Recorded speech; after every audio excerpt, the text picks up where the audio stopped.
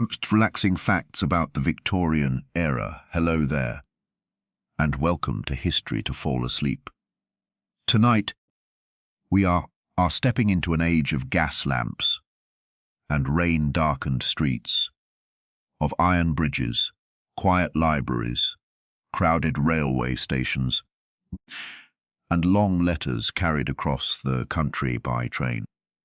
We are traveling into the Victorian era, a time often remembered for black and white photographs, stern portraits, and enormous dresses. But the real Victorian world was far more crowded, inventive, contradictory, and human than any single image can hold. It was an era of bold confidence and deep uncertainty. Steam engines changed the sound of cities. New machines connected distant places. Great fortunes appeared beside terrible poverty. Children filled new schools, while other children still worked long days in mills and workshops. People read serialized novels by the fire, sent postcards, visited public parks, and watched London become a city of railways, smoke, sewers, museums, music halls, and electric light. The Victorian era was not a single mood. It was many lives unfolding at once.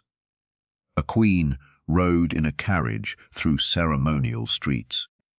A clerk hurried to catch the evening train. A servant carried coal up narrow stairs. A nurse worked through the night. A printer set fresh lines of type. A family listened for the postman. A child pressed a face against the window of a new school. Across Britain and Ireland, and across an empire that brought wealth, violence, coercion, and unequal power, everyday people were living through changes they could not yet see clearly from the inside. If you enjoy these gentle journeys through the past, you are welcome to subscribe or leave a quiet thought below. It helps other sleepy listeners find their way here too. But for now, let your shoulders drop. Let the day become a little softer at the edges. Imagine a distant train moving through the mist, its lamps small and warm against the dark. There is nowhere to hurry.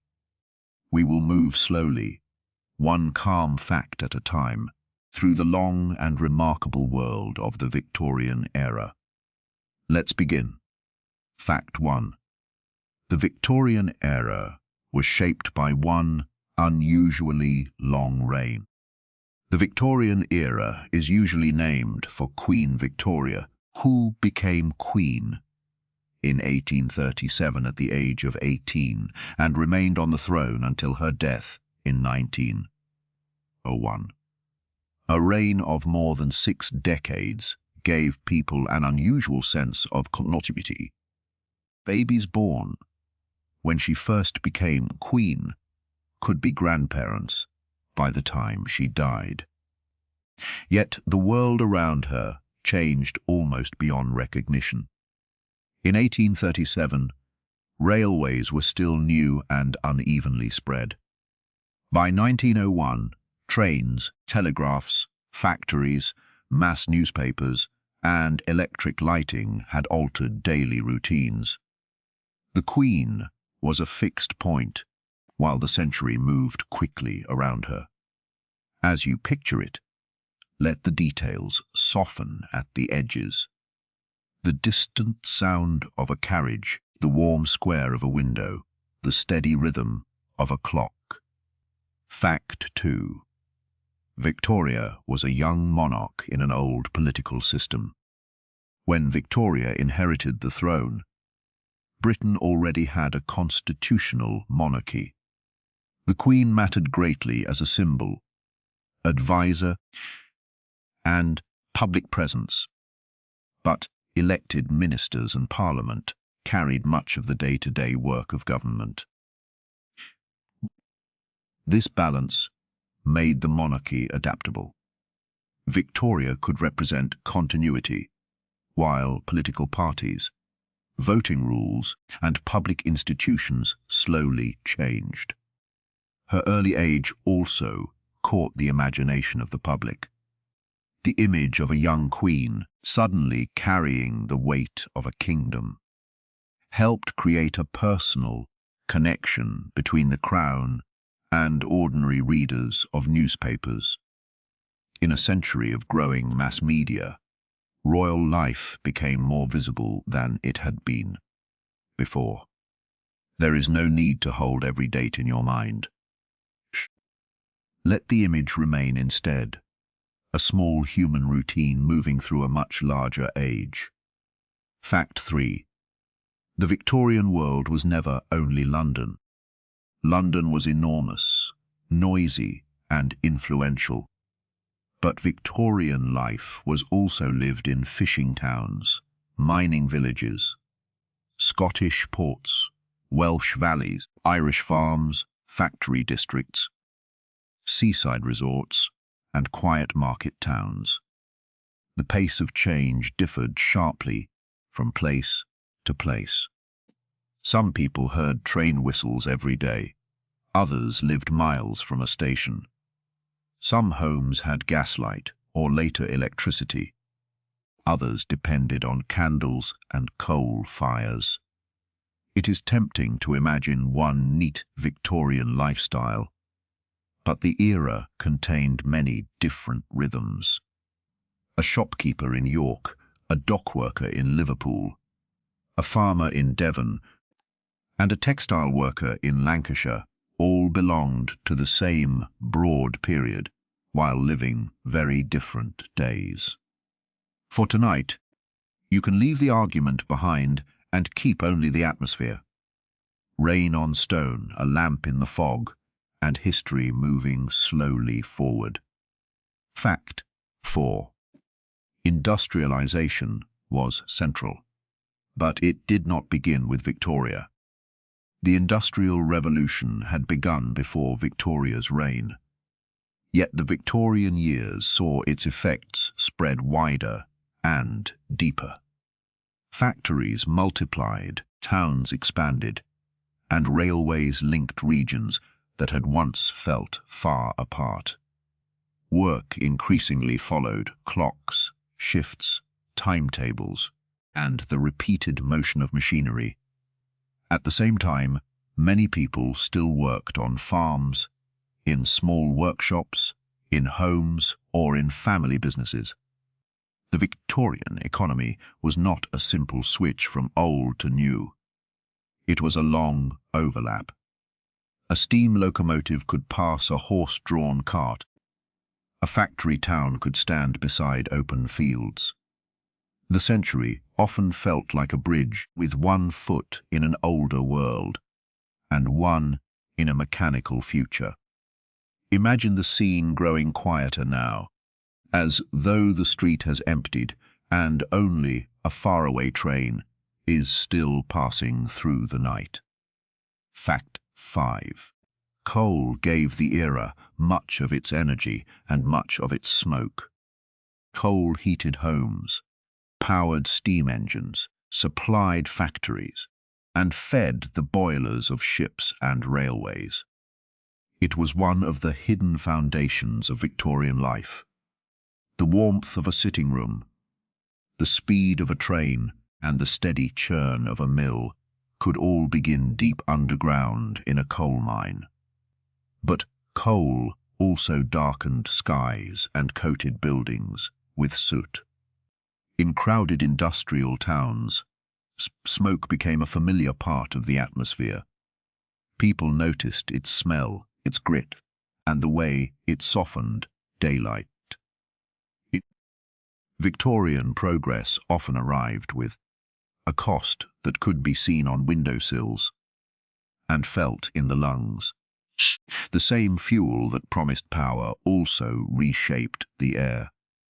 The fact can rest there for a moment, like a letter, folded carefully and placed in a drawer until morning. Fact 6. Railways changed how Victorians imagined distance. Before railways, a journey between cities could take many tiring hours by coach. Trains made movement faster, more regular, and more predictable. A person could leave one town in the morning and arrive in another before evening. Fresh fish, newspapers, letters, and manufactured goods could travel more quickly as well. Railway timetables taught people to think in minutes. Stations became places of waiting, reunion, business, excitement, and farewell. The train did not erase distance, but it made distance behave differently. Places that once seemed remote moved closer together in the imagination. A journey could still be long, noisy, and smoky, yet it was no longer shaped only by the speed of a horse and the condition of a road. You do not have to solve the whole century. It is enough to notice one room, one street, one voice, and let the rest drift by. Fact 7. The railway helped standardize the clock. Before nationwide timetables, local time could vary from town because noon was tied to the sun. That worked well enough when travel was slow. It became confusing when trains needed to arrive and depart on a coordinated schedule. Railway companies increasingly used a single standard time based on Greenwich Mean Time, and the practice gradually spread. This was a quiet revolution in everyday life. Clocks did not suddenly become more accurate because people loved precision. They became more important because transport demanded coordination. A missed train could mean a missed meeting, a missed shipment, or a night spent away from home. The ticking clock became part of the machinery of modern life. Let that thought settle gently, like coal ash on a windowsill after the city has finally gone quiet. Fact 8. Great stations were built like civic cathedrals. Victorian railway stations were often more than practical shelters. Their builders gave them vast roofs, clocks, iron arches, waiting rooms, hotels, and elaborate facades. A station announced that a town was connected to the national network.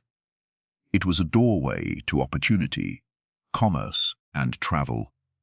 Inside, passengers stood beneath iron and glass, surrounded by porters, luggage, steam, whistles, and signs. The experience could be thrilling and unsettling at once. A station was a place where private lives met public movement. People departed for work, school, service, military duty, holidays, or emigration. The architecture made the moment feel larger. Even an ordinary journey could begin beneath a roof that seemed to belong to a palace. And somewhere beyond the smoke and lamplight, the next small story is already waiting, patient and unhurried. Fact 9. Steamships made the seas feel more regular. Sailing ships remained important, but steamships changed many routes by making travel less dependent on wind alone. Steam power did not make the ocean calm, and passengers could still face storms, illness, delay, and discomfort. Yet ships became better able to keep schedules. This mattered for mail, trade, migration, military movement, and imperial administration. A letter sent across the sea could arrive with more reliability than before.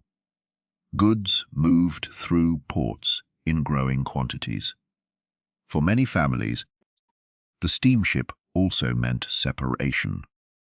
A relative leaving for another continent could be reachable by post. but still unimaginably far away. The Victorian Ocean was both a highway and a horizon, carrying people toward new lives while pulling households apart. The Victorian world was loud in the day, but at night even its machines seemed to breathe more slowly. Fact 10. The electric telegraph made news travel at a startling speed.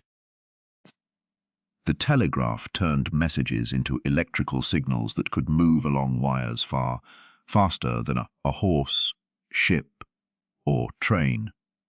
It did not make communication effortless, because messages cost money and had to be coded, sent, received, and interpreted.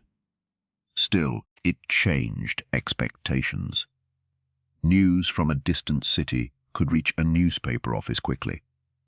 Businesses could react to prices and events with less delay. Governments and railways could coordinate more rapidly. For people who had grown up in a world where information moved at the speed of transport, the telegraph felt almost magical. A message could leave one room and arrive elsewhere before the sender had even put down the pen. The world began to feel more tightly wired together. Hold the image lightly. By morning, you may remember only the feeling of it, and that is more than enough. Fact 11. The penny post made letter writing more ordinary. The introduction of the uniform penny post in 1840 made sending letters within Britain cheaper and easier for many people.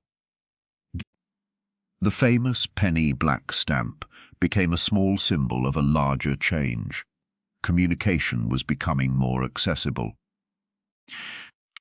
Letters were still private objects, folded by hand, and carried through a physical system of sorting offices, bags, carts, trains, and postmen. But more people could afford to write. Families separated by work or migration could stay in touch. Courtship, business, friendship, apology, and gossip all traveled by post. A letter could be read again and again, tucked into a drawer, tied with ribbon, or carried in a pocket. In a hurried century, it remained a slow and intimate technology. As you picture it, let the details soften at the edges. The distant sound of a carriage, the warm square of a window, the steady rhythm of a clock. Fact 12. Newspapers became a daily habit for more people.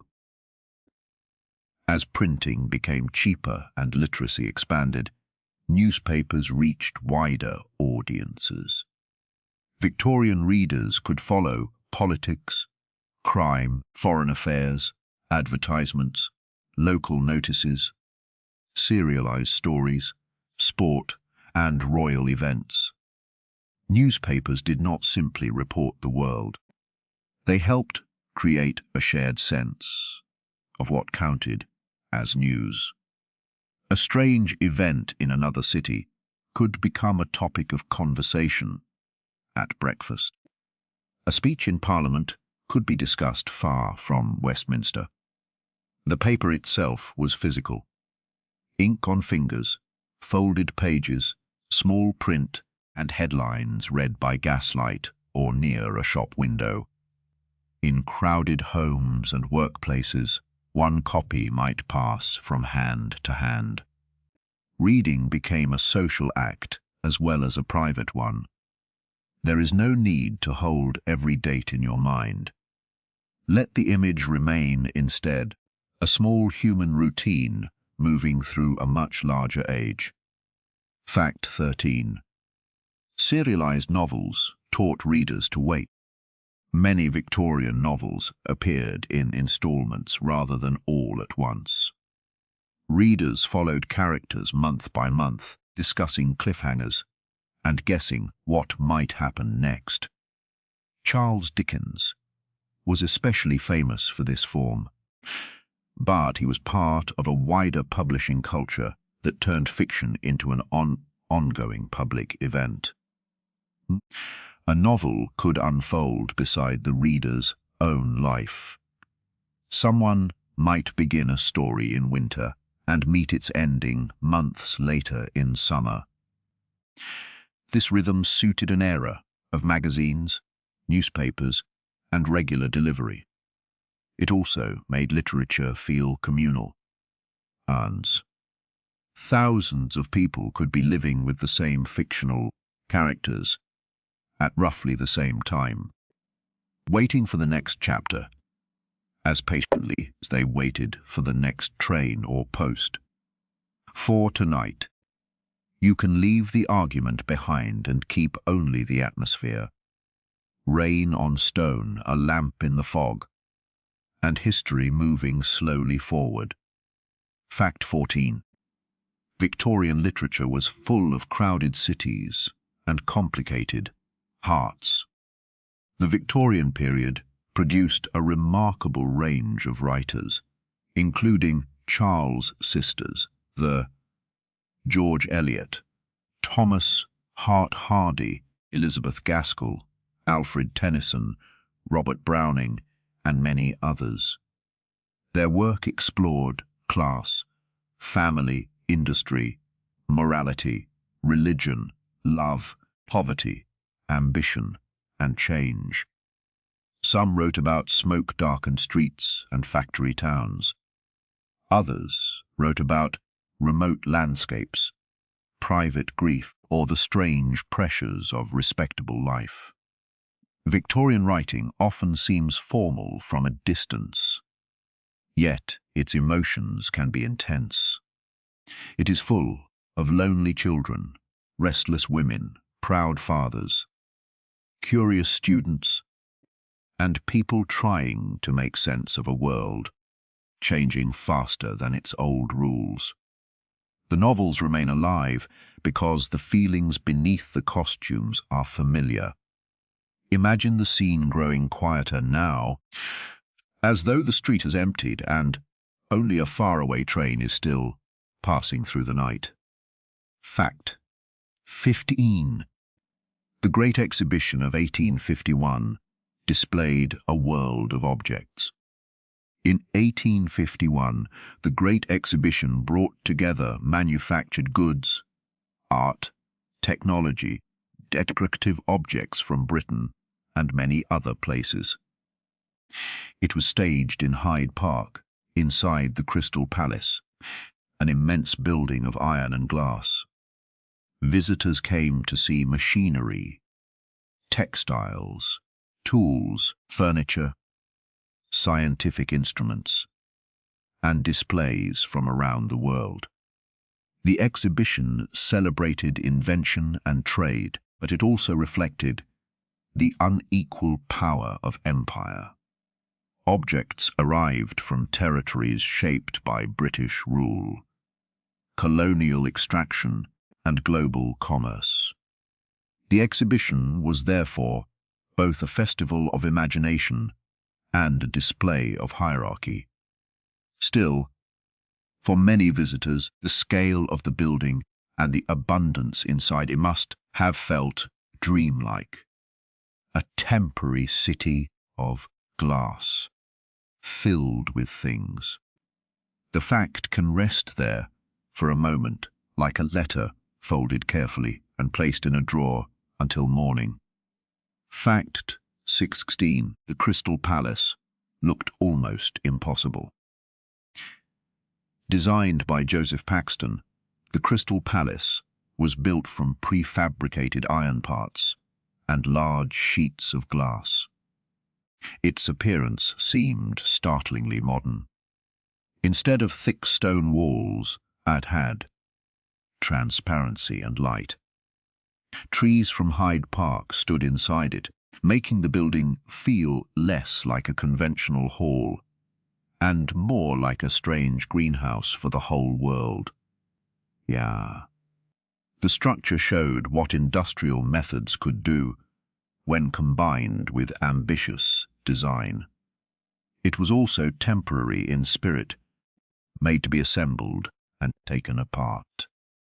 After the exhibition, it was moved to Sydenham, where it became a major attraction, before being destroyed by fire in 1936. In Victorian memory, it remained a shining symbol of possibility, fragile, vast, and filled with light. You do not have to solve the whole century. It is enough to notice one room, one street, one voice, and let the rest drift by. Fact 17. Museums became places where ordinary visitors could learn. The Victorian period saw the growth and reorganization of public museums.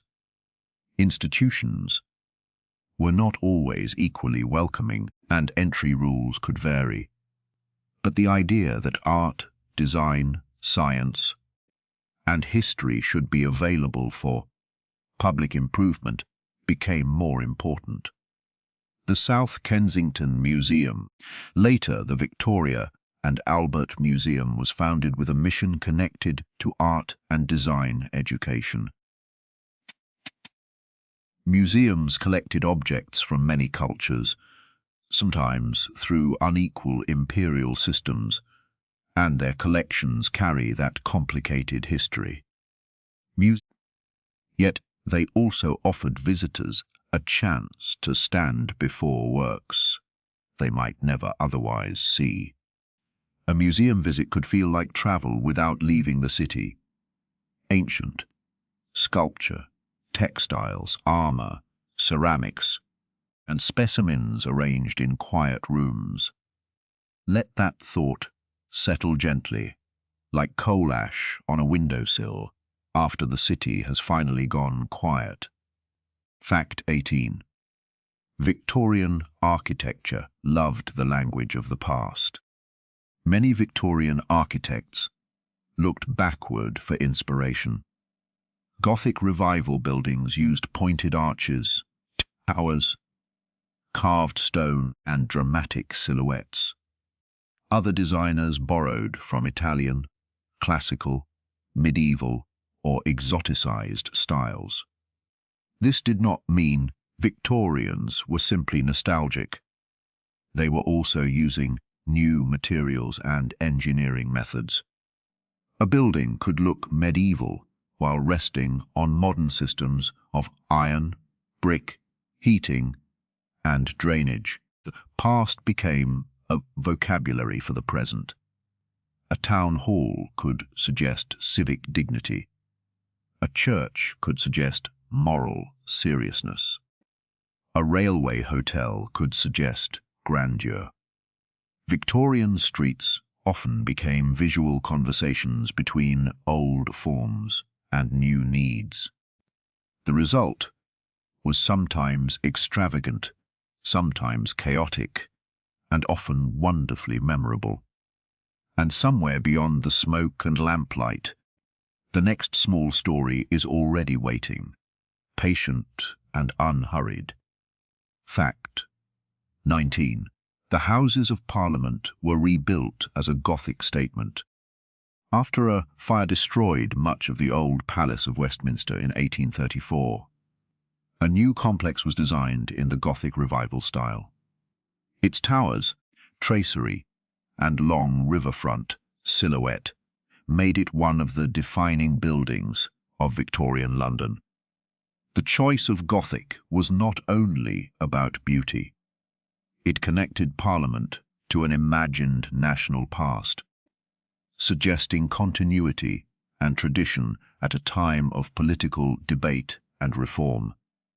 Inside, the building housed arguments about voting, labor, poverty, empire, war, and law. Outside, it became an icon. The famous clock tower, later associated with Big Ben, gave the city another sound to measure itself by. Architecture and politics stood together on the riverbank. The Victorian world was loud in the day, but at night, even its machines seemed to breathe more slowly. Fact 20. Iron and glass changed what buildings could be. Victorian engineers learned to use iron and glass at larger scales. These materials made possible bridges, train sheds, market halls, arcades, greenhouses, and exhibition spaces with wide open interiors. A traditional stone building depended on walls and heavy supports. Iron could span greater distances, allowing light to enter from above. This changed not only architecture, but feeling. People could stand beneath a transparent roof and see ground and see the weather beyond it. They could cross a bridge that seemed almost too slender for its task. New structures made the hidden forces of engineering visible. Rivets, beams, and arches became part of the beauty. The Victorian city was increasingly built from things that looked strong because they openly showed how they carried weight. We hold the image lightly. By morning, you may remember only the feeling of it, and that is more than enough. Fact 21. The home was idealized, but homes varied greatly. Victorian culture often praised the home as a place of comfort, privacy, and moral stability. Yet homes ranged from grand townhouses to cramped rooms shared by multiple families. For the middle classes, the parlor, dining room, nursery, and bedroom could become distinct spaces with particular rules. Furniture, wallpaper, curtains, ornaments, and carpets helped create a sense of respectability. For poorer families, privacy could be scarce.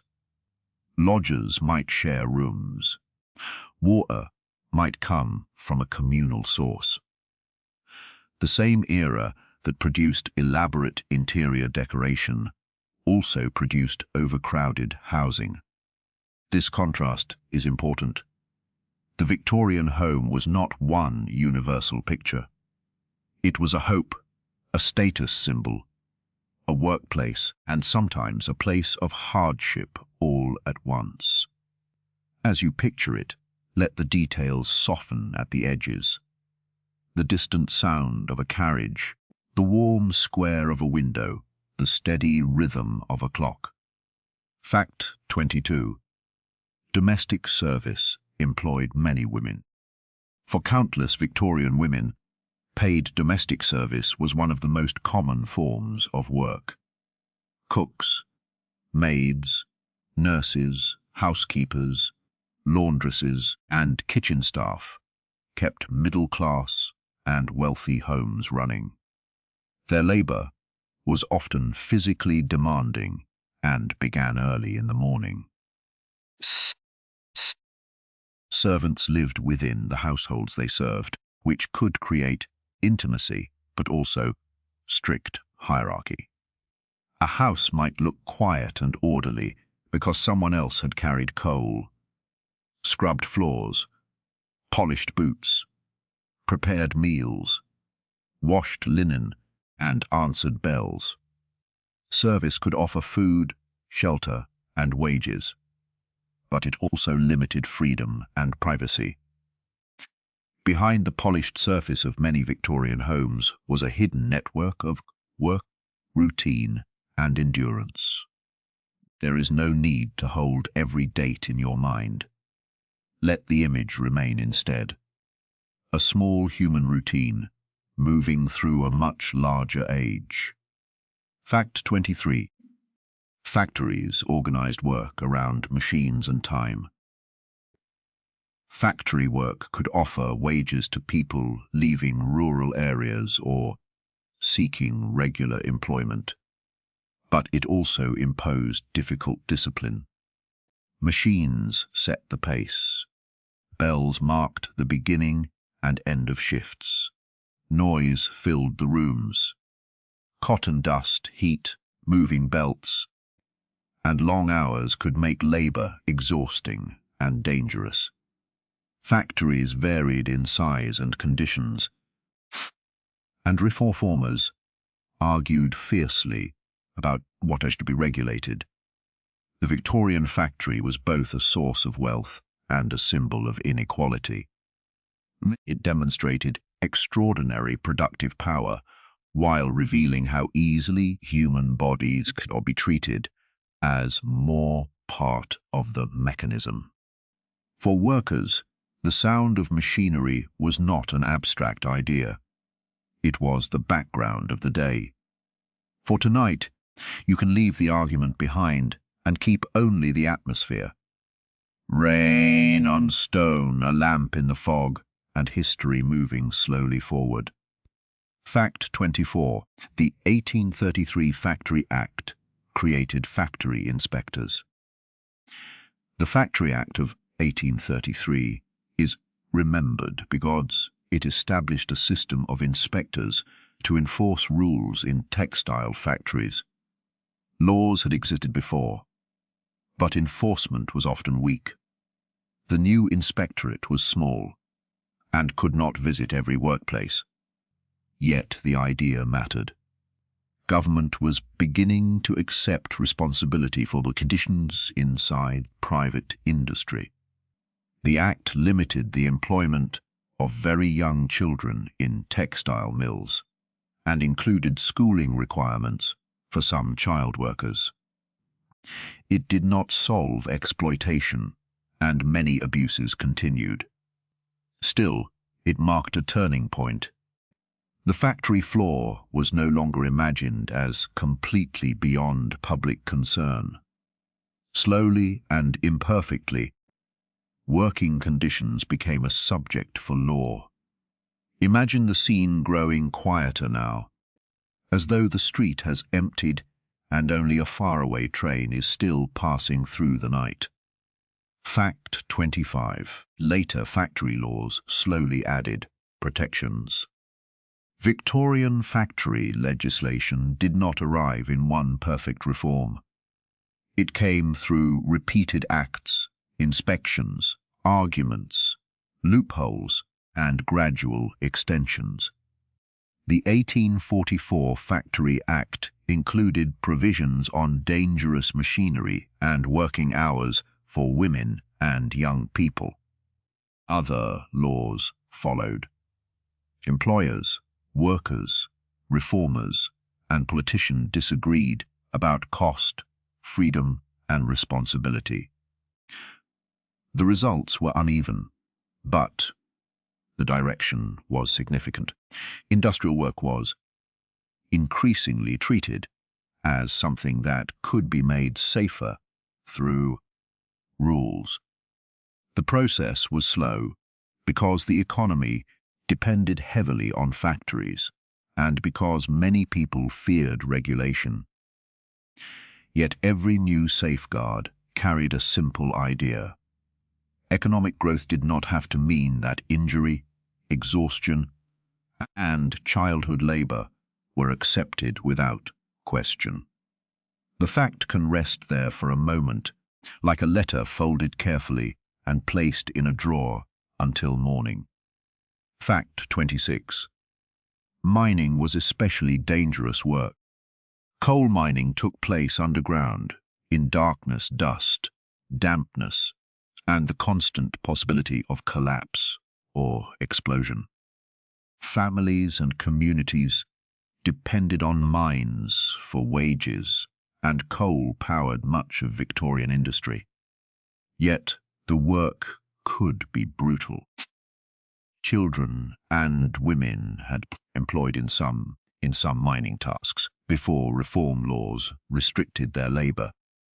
The Mines and Collieries Act of 1842 followed public concern over conditions and prohibited women and girls from working underground, while also restricting the employment of boys below a certain age. The law did not remove danger from mining. It did, however, show that hidden workplaces could be brought into public view through investigation, testimony, and political pressure. You do not have to solve the whole century. It is enough to notice one room, one street, one voice, and let the rest drift by. Fact 27. The Poor Law shaped fear as well as relief. The Poor Law Amendment Act of 1834 reorganized poor relief in England and Wales and became closely associated with the workhouse. Workhouses were intended to make relief less attractive than the lowest paid labor, a principle that created hardship and anxiety. Families could be separated by rules. Food, work, and routine were tightly controlled. Not every poor person entered a workhouse, and experiences varied by place. But the institution cast a long shadow over Victorian life. For many people, it represented the fear of losing independence when illness, unemployment, old age, or misfortunes struck. Victorian charity could be generous, but it was often shaped by judgment. Help and humiliation could sit uncomfortably close together. Let that thought settle gently, like coal ash on a windowsill, after the city has finally gone quiet. Fact 28. The 1870 Education Act changed the map of childhood. The Elementary Education Act of 1870 created the first nationwide framework for elementary schooling in England and Wales. It did not instantly make every child's education equal or complete, but it helped establish schools where voluntary provision was insufficient. Over time, schooling became more central to childhood. Classrooms taught reading, writing, arithmetic, discipline, and routines of attendance. For families, this could mean hope for new opportunities, but it could also mean lost wages when children had previously worked. Education was never only about books. It was also about creating citizens and workers for a changing society. The school bell became another Victorian sound, joining the fairin, the factory bell, church bell, and railway whistle. And somewhere beyond the smoke and lamplight, the next small story is already waiting, patient and unhurried. Fact 29. Literacy opened new worlds, but not equally for everyone. As more children attended school and printing became cheaper, literacy spread more widely. Being able to read could change a person's relationship with work, news, religion, entertainment, and family. A literate worker could follow political arguments. A child could enter a library. A parent could read a letter from someone far away.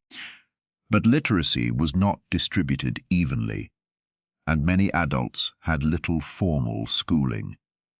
The Victorian world was still full of oral culture. Songs, sermons, speeches, stories, gossip, and public readings. Reading did not replace listening. It joined it. A newspaper might be read aloud in a workshop. A novel might be shared by a household.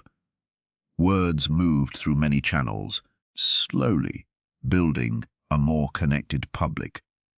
The Victorian world was loud in the day, but at night, even its machines seemed to breathe more slowly. Fact 30. Libraries offered quiet rooms in noisy cities. Public libraries expanded during the Victorian period, supported by local campaigns and legislation. They offered access to books, newspapers, reference works, and sometimes lectures or reading rooms. For a person living in a crowded home, a library could be one of the few places designed for quiet concentration. The ideal of the public library was tied to self-improvement, civic pride, and the belief that knowledge could strengthen society. Like many Victorian institutions, libraries were shaped by rules and assumptions about respectability. Yet their doors opened possibilities. A reader could sit beneath a high ceiling and travel through history, science, fiction, or geography, without spending money on every book. In that calm silence, the industrial city made room for thought. Hold the image lightly. By morning you may remember only the feeling of it, and that is more than enough. Fact 31. Victorian childhood was not one experience. Some Victorian children grew up with nurseries, toys, lessons, and family photographs. Others worked in farms, factories, homes, mines, shops, or streets. Many lost siblings to disease. Many helped with household labor from an early age. Reformers increasingly argued that children needed protection, education, and time to grow. These ideas did not always match economic reality, especially in poor families. The image of childhood as a sheltered, separate stage of life was becoming more powerful, but it was unevenly lived. Victorian children occupied a world of strict rules and imaginative play. School slates and chimney smoke, family duty and curiosity. Their stories remind us that history is never only made by famous adults. As you picture it, let the details soften at the edges, the distant sound of a carriage, the warm square of a window, the steady rhythm of a clock. Fact 32. Photography gave the age a new relationship with memory. Photography spread during the Victorian era and changed how people recorded faces, families, landscapes, buildings, and events. Early photographs required stillness and patience, which helps explain the serious expressions in many portraits. Later processes made images more practical and widespread. A photograph could preserve the appearance of a loved one, a child, a wedding, a uniform, or a home. It could also document poverty, war, architecture, and scientific observation. The Victorian photograph feels intimate because it brings strangers close. A face from more than a century ago can still meet our eyes. At the time, photography seemed both technical and emotional, a chemical process that somehow caught a moment and kept it. There is no need to hold every date in your mind. Let the image remain instead. A small human routine moving through a much larger age. Fact 33. The era loved collecting. Victorians collected stamps, shells, fossils, coins, pressed flowers, insects, curiosities, books, postcards, and souvenirs. Collecting was connected to science, travel, empire, education, and the simple pleasure of arranging small things into meaningful order. A cabinet of curiosities could become a miniature world. Children learned to identify plants or butterflies. Adults displayed objects that suggested taste, knowledge, or distant experience. This habit had a darker side when objects and human remains were taken from colonized peoples without consent or proper context. Yet, the urge to collect also reveals a common Victorian desire to make a rapidly expanding world feel understandable. A small labeled object could become a handle on something vast. For tonight, you can leave the argument behind and keep only the atmosphere. Rain on stone, a lamp in the fog, and history moving slowly forward. Fact 34. Natural history fascinated the public. Museums, books, lectures, gardens, and private collections made natural history a popular subject. Victorians studied birds, rocks, plants, fossils, insects, and animals with extraordinary enthusiasm. The natural world seemed full of clues about creation, change, and the deep past. Fossils especially challenged easy assumptions. They suggested worlds that had existed before humans and creatures that had vanished completely.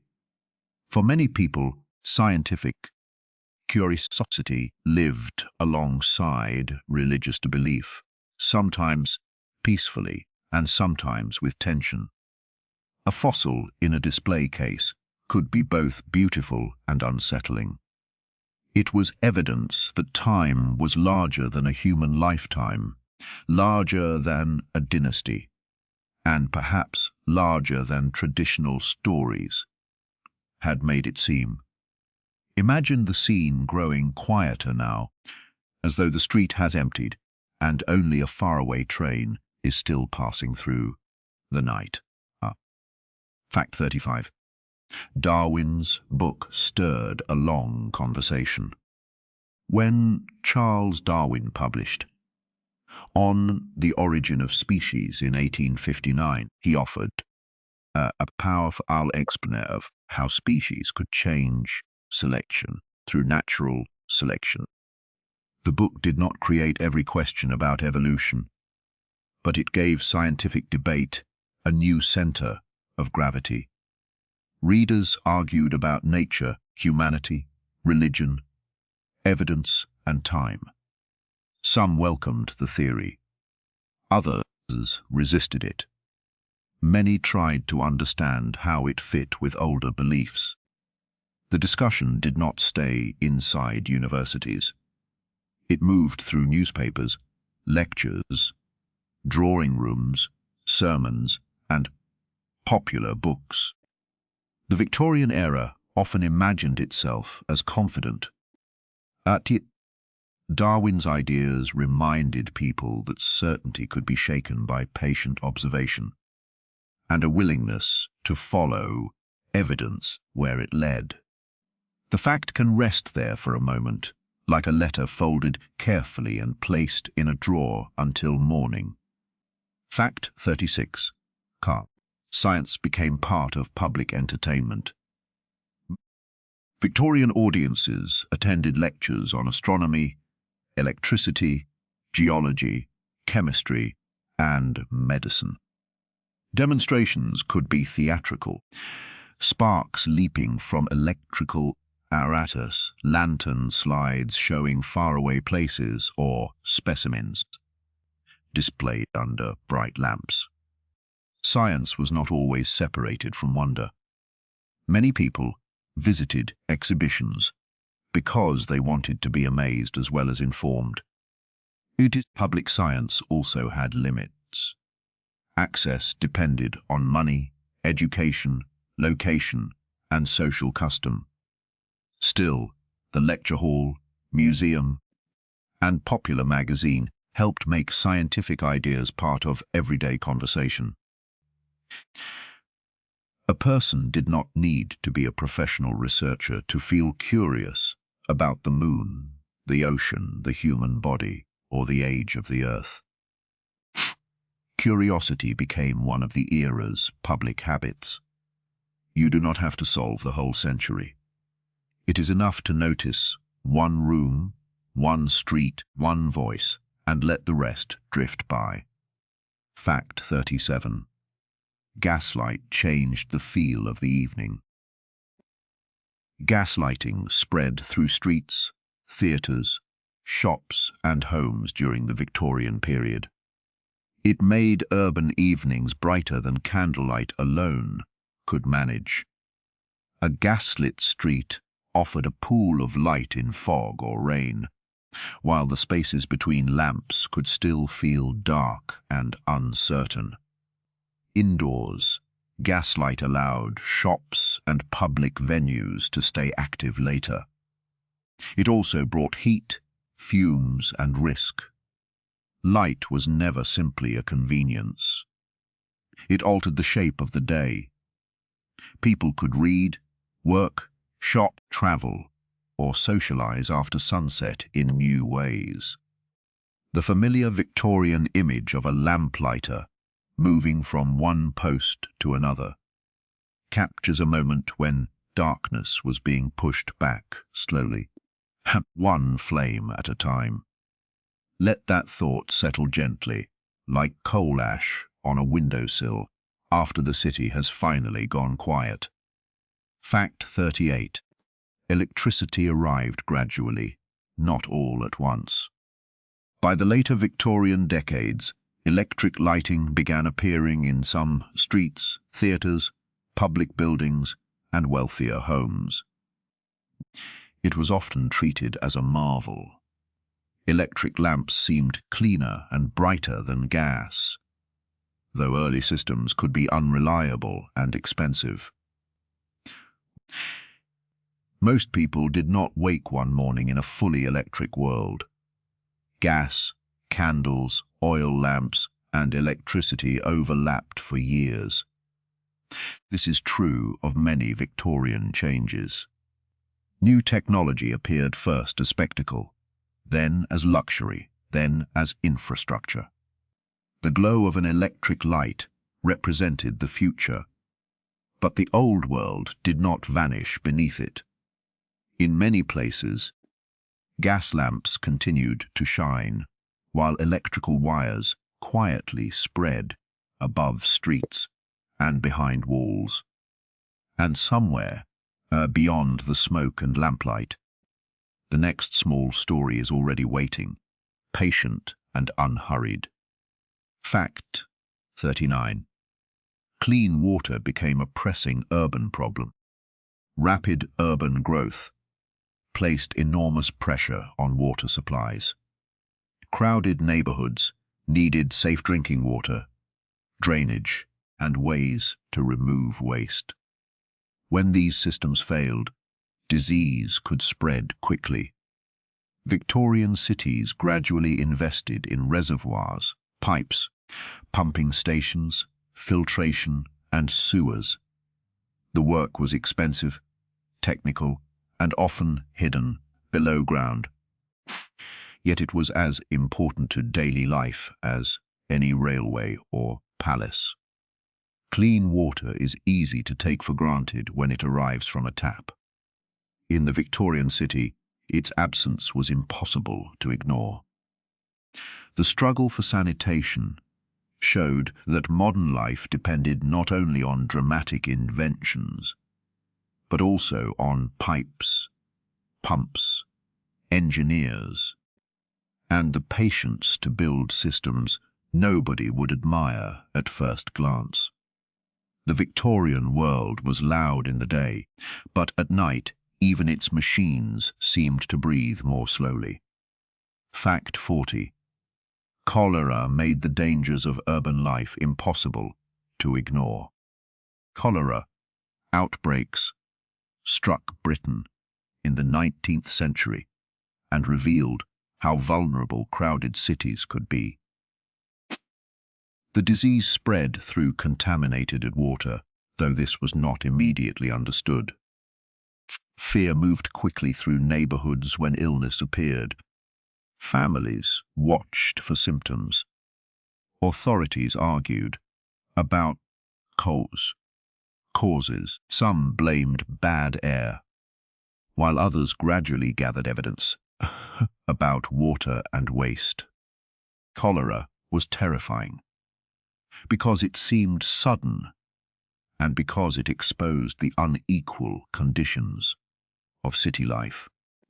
The poorest districts often had the worst sanitation.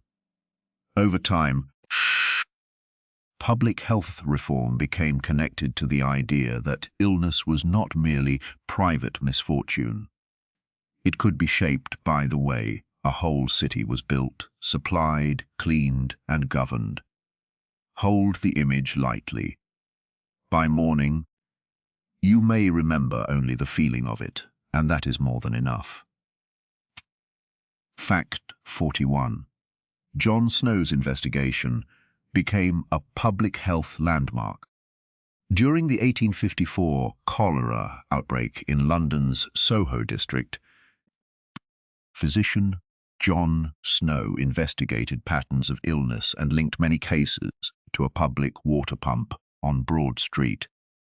His work is often remembered as a major step in the development of epidemiology. Snow did not solve every mystery of disease, and the full change in medical understanding took time. What mattered was his method. He looked carefully at where people lived, where they obtained water, and how illness clustered. It was a quiet kind of detective work. Instead of accepting a vague explanation, he mapped evidence. The episode showed that careful observation could help reveal invisible causes hidden within the ordinary geography of daily life. As you picture it, let the details soften at the edges. The distant sound of a carriage, the warm square of a window, the steady rhythm of a clock. Fact 42. London's sewers were an engineering answer to a public crisis. After the Great Stink of 1858, when the smell of the polluted River Thames became impossible for Parliament and the public to ignore, London invested heavily in a new sewer system. Engineer Joseph Bazalgette designed a network that transformed the city's sanitation. The work involved vast tunnels, pumping stations, embankments, and years of construction. It was not glamorous from street level. Much of the achievement lay underground. Yet the system helped reduce the contamination of water and became one of the great public works of the age. It is a reminder that Victorian ambition was not limited to towers and exhibition halls. Some of its most important achievements were buried beneath the city, carrying waste away from homes and toward a healthier future. There is no need to hold every date in your mind. Let the image remain instead. A small human routine moving through a much larger age. Fact 43. Public health laws made cities more responsible for themselves. Victorian public health legislation gradually gave local authorities more duties related to sanitation, drainage, water, housing, and disease prevention. The 1872 and 1875 Public Health Acts helped establish local sanitary authorities and medical officers of health. These reforms did not make every town clean or equal overnight, but they changed the principle of government. A city could no longer treat health as entirely a matter for individual families. Streets, drains, sewers, housing, and water supplies affected everyone. Public health became a shared responsibility. This was a major shift in how people imagined the role of the state. The body of the city, with all its pipes and neighborhoods, became something that needed regular care. For tonight, you can leave the argument behind and keep only the atmosphere. Rain on stone. a lamp in the fog, and history moving slowly forward. Fact 44. Florence Nightingale changed ideas about nursing. Florence Nightingale became famous for her work during the Crimean War, and for her later influence on nursing, hospital reform, and the use of statistics. Orchid, her public image was often simplified into the figure of a woman with a lamp, moving through hospital wards at night. The reality was broader. Nightingale studied conditions, wrote reports, advocated sanitation, and helped professionalize nursing. She understood that healing depended not only on individual kindness, but also on clean surroundings, ventilation, organization, and data. Her work fit the Victorian belief that observation and reform could improve institutions. At the same time, it reveals how care itself could become a field of expertise. The quiet act of tending the sick became connected to wider questions of public health. Imagine the scene growing quieter now, as though the street has emptied and only a faraway train is still passing through the night. Fact 45. Hospitals began to change from places of last resort. Victorian hospitals were not yet like modern hospitals, and many people still feared them. They could be crowded, underfunded, and associated with serious illness or poverty. But advances in sanitation, nursing, anesthesia, surgical practice, and medical training gradually changed their role. Hospitals became places where new methods could be tested and where professional standards could develop. The process was uneven, and medicine still had many limits. Yet the Victorian period saw growing confidence that institutions could be improved through design, cleanliness, record-keeping, and trained staff. A hospital ward became not only a place of suffering, but also a place where knowledge was being gathered. The modern hospital began to take shape through many small, patient changes. The fact can rest there for a moment, like a letter folded carefully and placed in a drawer until morning. Fact 46. The Victorian city had new public parks.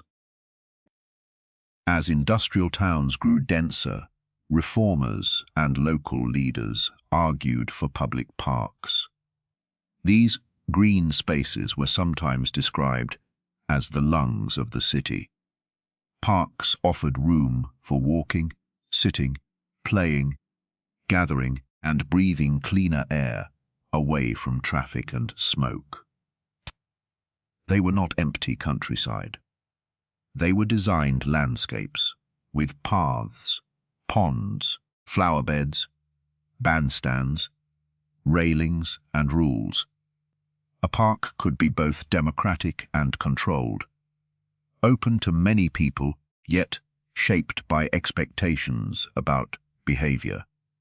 For workers with little private space, it could provide a rare place to stroll without paying. The Victorian park showed that urban life needed more than factories and housing. It also needed room for rest, fresh air, and unhurried movement. You do not have to solve the whole century.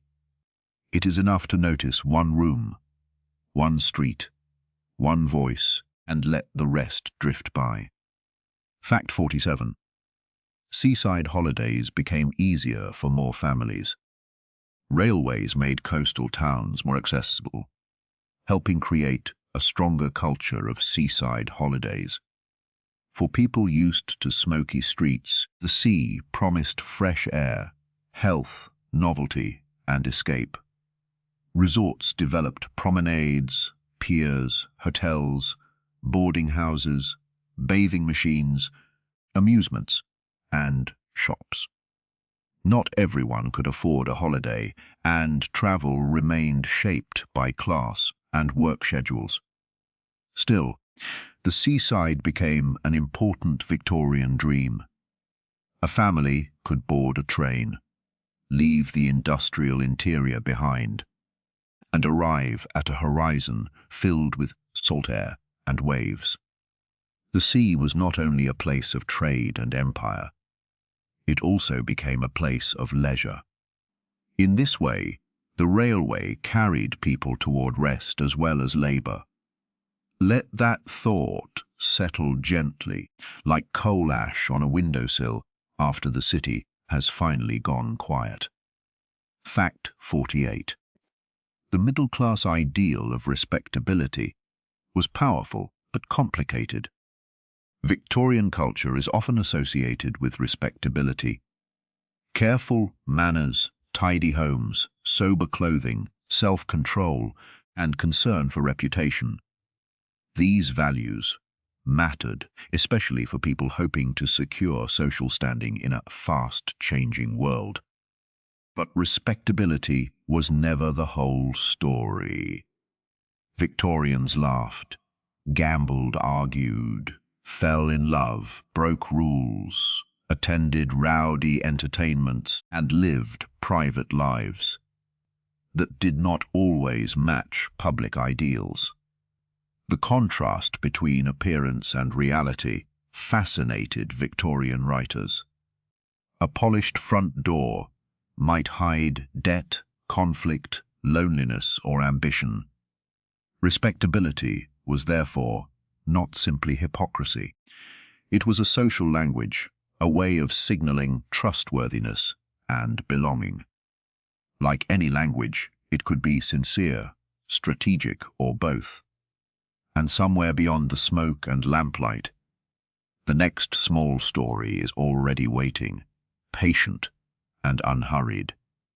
Fact 49. Victorian fashion was engineered as much as it was designed. The famous silhouettes of Victorian clothing depended on structure. Crinolines, corsets, petticoats, bustles, padding, boning, hooks, and careful tailoring shaped the body into forms that changed from decade to decade. Dresses could be wide, then narrow, then dramatically extended at the back. Men's clothing also reflected ideas about class, work, and formality. Fashion was not only about beauty, it signaled age, mourning, occupations, gender, wealth, and aspiration. Clothing could restrict movement, but it could also create identity. A hat, glove, coat, or uniform helped a person enter a public world that was deeply attentive to appearance. Victorian fashion reminds us that the body is never entirely private. Society reads it through fabric. The Victorian world was loud in the day, but at night, even its machines seemed to breathe more slowly. Fact 50. Mourning had its own visual language. After Prince Albert died in 1861, Queen Victoria entered a long period of mourning that became part of her public image. Mourning clothing, jewelry, rituals, and etiquette already existed, but the Queen's grief made them especially visible.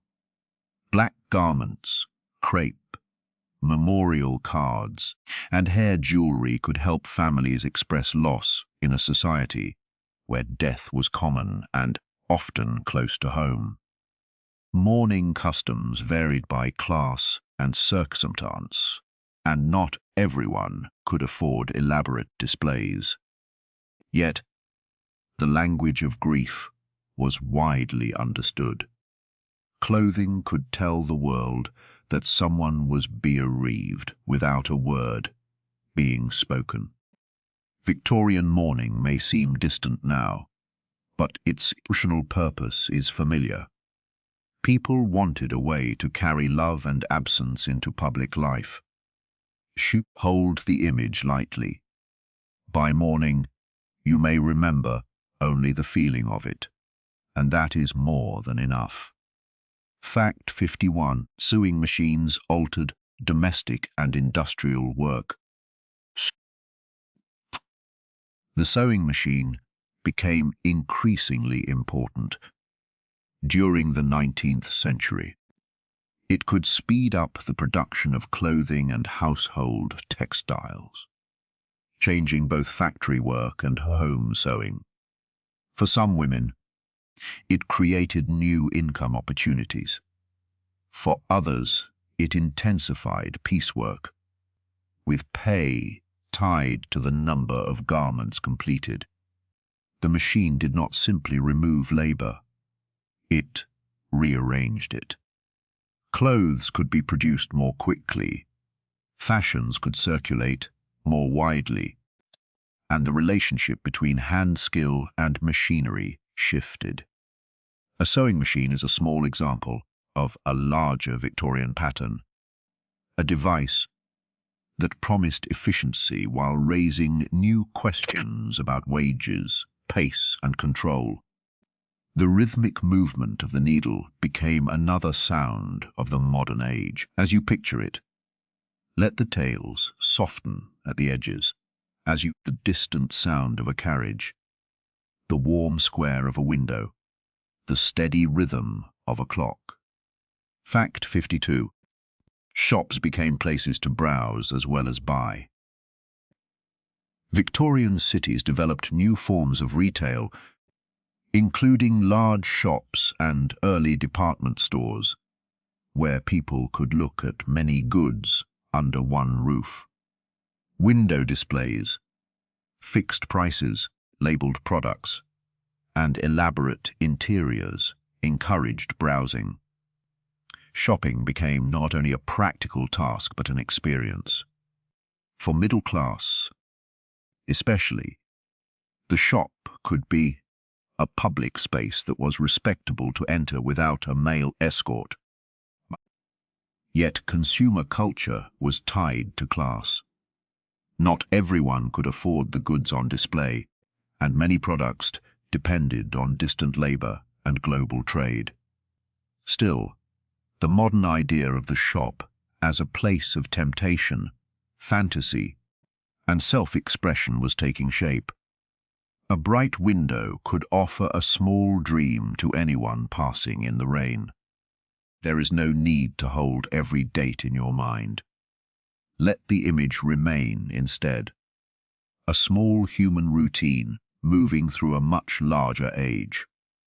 Fact 53. Tea was a daily ritual with a global history. Tea became closely associated with both British domestic life in the Victorian era, but its story was international. Tea came through trade networks tied to China, India, and later Ceylon, while sugar often came through plantation economies marked by colonialism and slavery's long aftermath. In a Victorian home, a cup of tea could seem simple and comforting. Kettle, leaves, milk, sugar, cup, conversation. Yet, each part connected the household to distant landscapes and labor. This is one of the quiet truths of the era. Ordinary routines were often built on global systems. A family sitting by the fire could be participating in networks that stretched across oceans, plantations, ports, ships, warehouses, and shops. For tonight, you can leave the argument behind and keep only the atmosphere, rain on stone, a lamp in the fog, and history moving slowly forward. Fact 54. Cotton linked British mills to the wider world. Lancashire's cotton industry depended on raw cotton imported from abroad, including the United States, India, Egypt, and other regions. The wealth of textile manufacturing was tied to global trade and to systems of forced and exploited labor, especially the history of slavery in the American South. Victorian mills transformed raw fiber into cloth, but the story did not begin or end in the mill. It included fields, plantations, ships, merchants, warehouses, and consumers. This connection complicates the image of industrial progress. A shirt of length of fabric could carry within it the labor of people living far away under unequal conditions.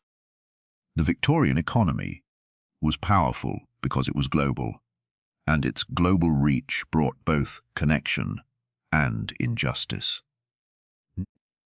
Imagine the scene growing quieter now, as though the street has emptied and only a faraway train is still passing through the night. Fact 55. Manchester became a symbol of the industrial city. Manchester was often seen as a model of the new industrial city.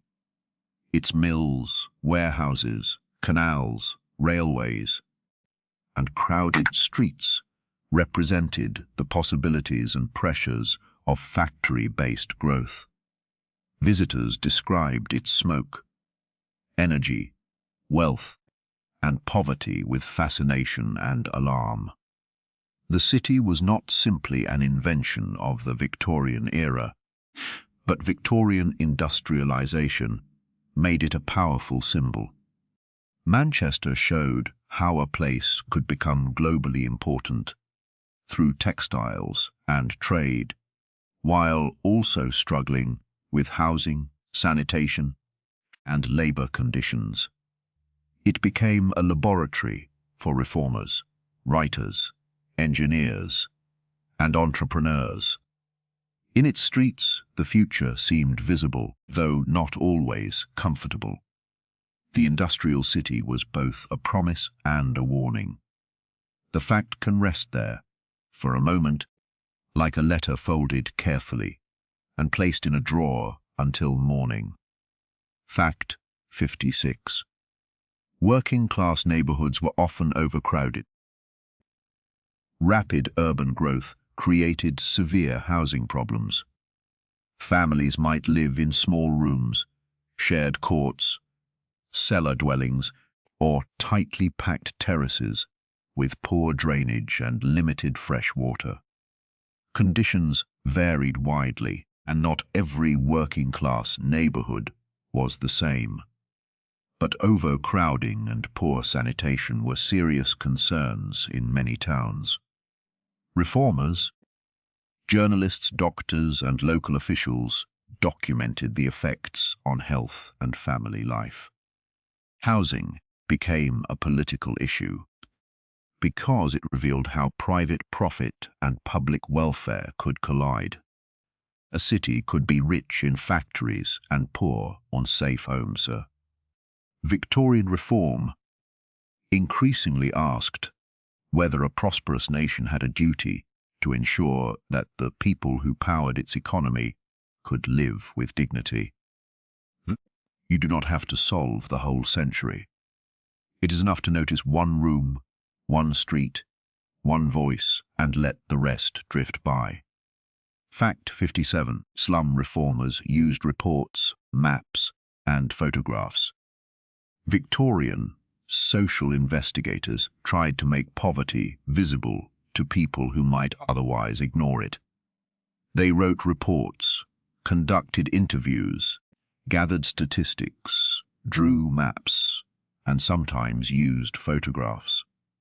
Their work could be compassionate, but it could also be judgmental, treating poor people as problems to be classified.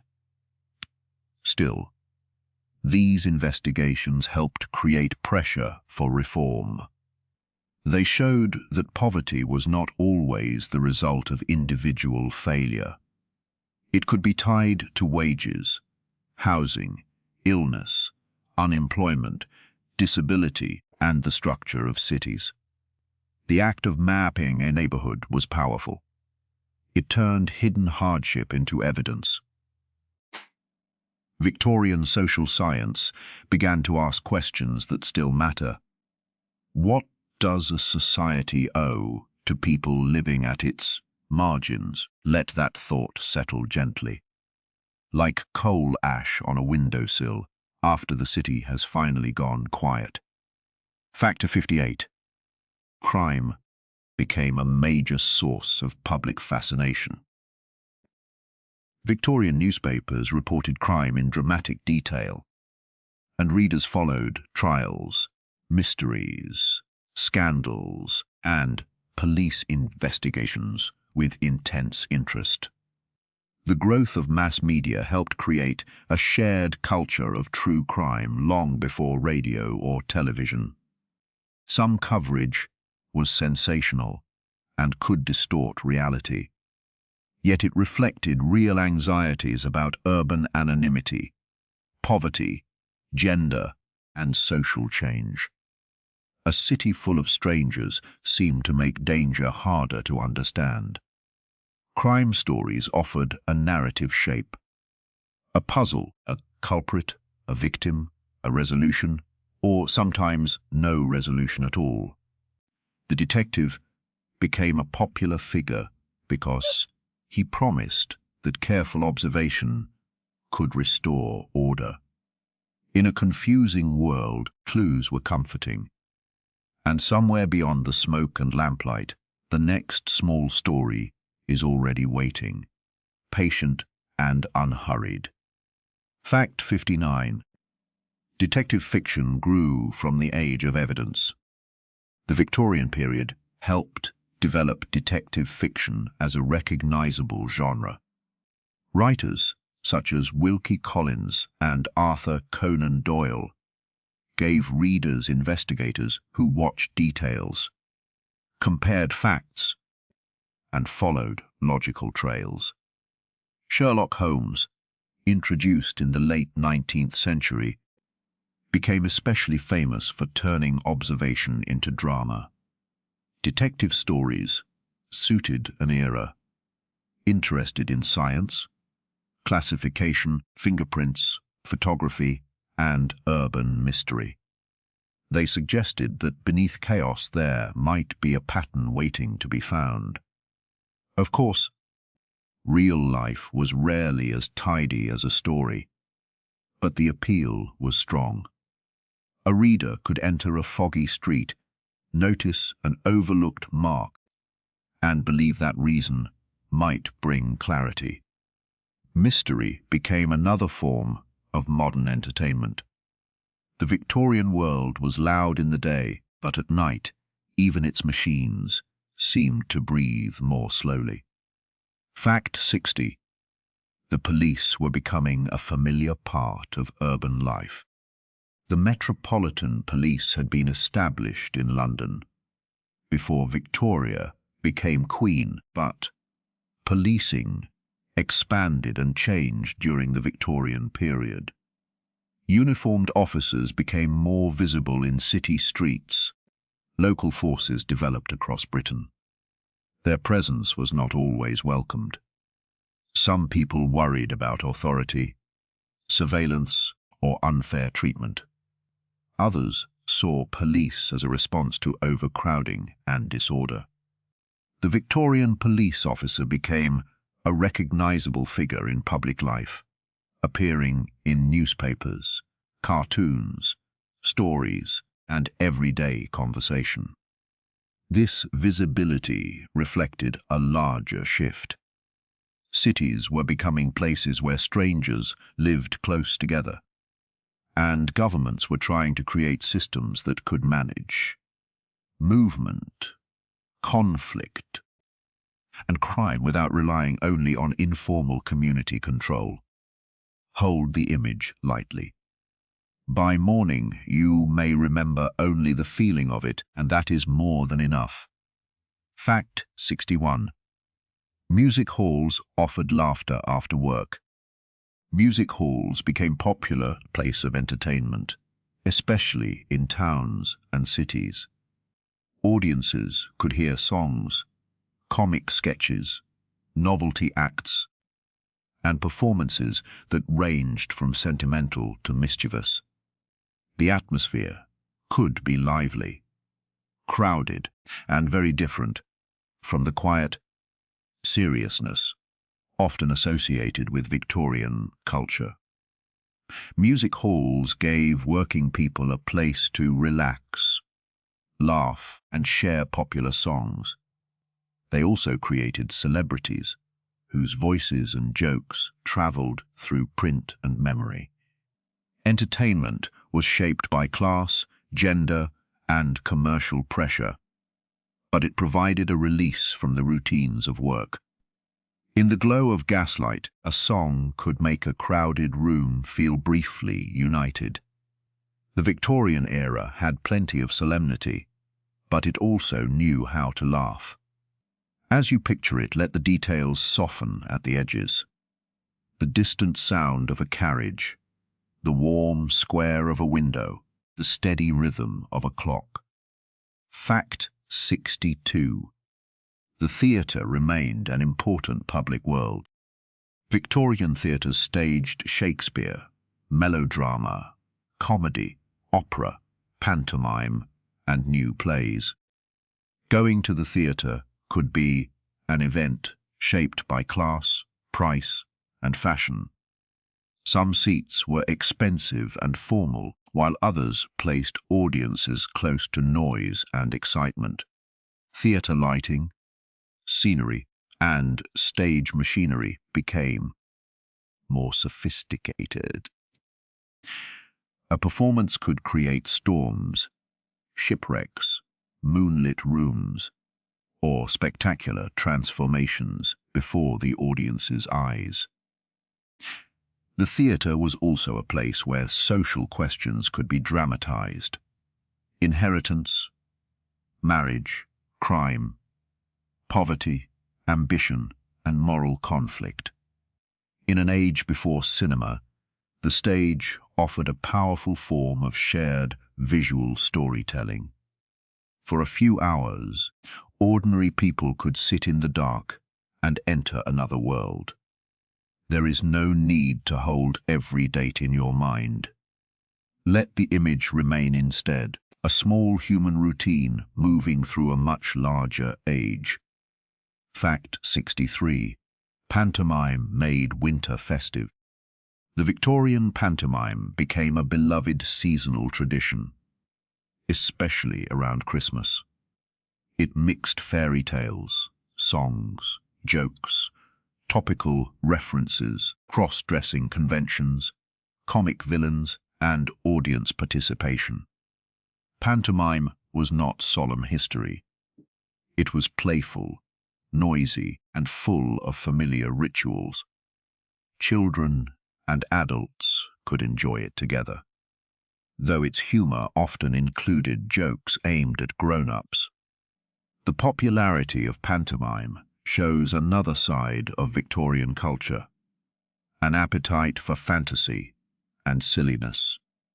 In the middle of a cold, dark winter, theatres filled with colour, music, and exaggerated characters.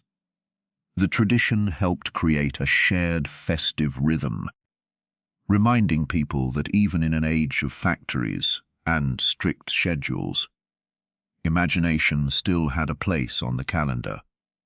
For tonight, you can leave the argument behind and keep only the atmosphere. Rain on stone, a lamp in the fog, and history moving slowly forward. Fact 64. Christmas traditions were reshaped during the Victorian era. Many Christmas customs existed before Victoria, but the Victorian period helped popularize and reshape some traditions that later became familiar.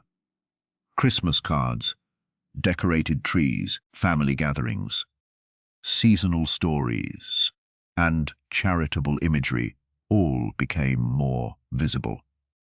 Prince Albert's German background is often linked to the growing popularity of the Christmas tree in Britain. though the tradition had earlier roots. Writers such as Charles Dickens also helped create powerful images of Christmas as a season of generosity, memory, and family feeling. Not every household could afford abundance, and the contrast between comfort and poverty was often part of the moral message. Victorian Christmas was therefore both sentimental and social, a time to celebrate warmth while being reminded of those left outside it. Imagine the scene growing quieter now, as though the street has emptied and only a faraway train is still passing through the night. Fact 65. Football began to take its modern organized form. Various forms of football had been played for centuries, but the Victorian period saw the development of more standardized rules and organized clubs. The Football Association was formed in 1863, helping establish rules that separated association football from other forms of the game. Railways, newspapers, factories, and growing towns all helped sport become more organized and widely followed. Teams could travel to play each other. Results could be printed. Spectators could identify with local clubs. Sport offered physical excitement, but it also created rituals of belonging. A match could turn a field into a public stage for neighborhood pride. The modern sports crowd, with its chants, loyalties, and shared attention, began to take shape in Victorian Britain. The fact can rest there for a moment, like a letter folded carefully and placed in a drawer until morning. Fact 66. Cricket carried tradition into an industrial age. Cricket was already well established, but Victorian Britain gave it a stronger national symbolism. The game was played in villages, schools, clubs, and major grounds. It could represent leisure, discipline, fair play, and social hierarchy, though the reality was often more complicated. Amateur and professional players were treated differently, reflecting class divisions within the sport. Cricket also travelled through empire, becoming part of colonial cultural exchange and power. A quiet cricket ground, with its slow rhythms and long pauses, can seem far from the rush of the industrial city. Yet, Victorian cricket belonged to the same world of rail travel, newspapers, organised institutions, and national identity. Sport could preserve old rituals while becoming thoroughly modern. You do not have to solve the whole century. It is enough to notice one room, one street, one voice, and let the rest drift by. Fact 67. Cycling gave some people a new kind of freedom. The bicycle developed rapidly in the later Victorian decades. Early versions could be awkward or dangerous, but the safety bicycle and pneumatic tire made cycling more practical for a wider range of people. For women especially, the bicycle became associated with mobility and independence. It allowed riders to travel beyond the immediate neighborhood without relying on a horse, carriage, or train schedule. Cycling also raised questions about clothing, health, propriety, and public space. A woman on a bicycle could challenge expectations simply by moving through the world on her own terms. The bicycle was a machine, but it was also a small social revolution. 2 wheels and a quiet road could make the map of daily life feel larger. Let that thought settle gently. like coal ash on a windowsill after the city has finally gone quiet. Fact 68. Telegraph cables connected continents as well as cities. Who? Undersea telegraph cables were among the most ambitious technical projects of the 19th century. Laying a cable across an ocean was difficult and risky. It required ships, insulation, engineering, patience, and the willingness to try again after failure. When successful cables linked Britain with North America and other parts of the world, communication across long distances became dramatically faster. The effect on diplomacy, trade, journalism, and empire was profound. A message that once traveled by ship for days or weeks could move in minutes. Yet the cable also reminds us that connection can be an instrument of power. Faster communication helped officials and businesses manage far-flung systems. Technology made the world feel smaller, but not necessarily more equal. And somewhere beyond the smoke and lamplight, the next small story is already waiting. Patient and unhurried. Fact 69. The telephone arrived as a strange new voice. In the later Victorian period, the telephone began to appear in offices, businesses, and some homes. At first, speaking into a device and hearing a distant voice could seem uncanny. The telephone was not immediately universal. It depended on wires, exchanges, investment, and access. But it represented a new form of presence. A person could be heard without being physically in the room. This challenged older habits of communication, shaped by letters, messengers, and face-to-face visits. The telephone also changed business, allowing quicker decisions and coordination. Like the telegraph, it shrank distance. But unlike the telegraph, it carried tone, hesitation, laughter, and breath. The human voice itself entered the network. The Victorian world was loud in the day, but at night even its machines seemed to breathe more slowly. Fact 70. Victorian medicine still had limits. The 19th century brought important advances in medical knowledge and practice. But Victorian could not cure many infections or chronic conditions that are treatable today. Doctors lacked antibiotics. Surgery was becoming safer through anesthesia and antiseptic practice. Yet it could still be frightening and risky. Families often relied on home remedies, pharmacies, midwives, local doctors, and charitable hospitals. Medical advice could be useful, mistaken, or both. The era's confidence in science coexisted with real uncertainty.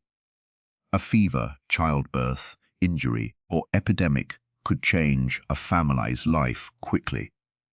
This is one reason Victorian people wrote so much about illness, mourning, and mortality. Health was not assumed. It was fragile, watched closely, and often beyond human control. Hold the image lightly. By morning, you may remember only the feeling of it, and that is more than enough. Fact 71. Anesthesia changed what surgery could attempt. The use of anesthetics, such as ether and chloroform, in the 19th century made many surgical procedures less agonizing than before. This did not make surgery simple or safe, but it changed what doctors could attempt. Operations that had once been limited by a patient's pain and movement became more possible. Chloroform was famously used for Queen Victoria during the birth of two of her children, with helping make anesthesia more publicly acceptable in some circles. The change was profound because pain had long been seen as an unavoidable part of surgery. Victorian medicine began to imagine that suffering could be reduced through chemistry and technique. The operating room became a place where science tried, imperfectly, to make the body less helpless. As you picture it, let the details soften at the edges, the distant sound of a carriage, the warm square of a window, the steady rhythm of a clock. Fact 72. Antiseptic methods began to transform surgery.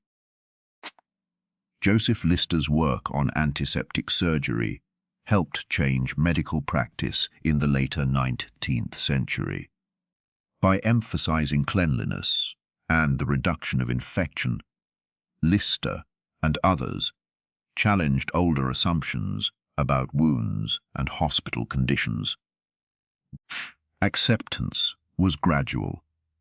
Medical professionals debated methods, and hospitals varied in their resources and habits.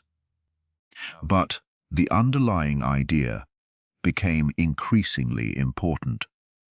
Invisible organisms could cause illness, and careful cleanliness could save lives.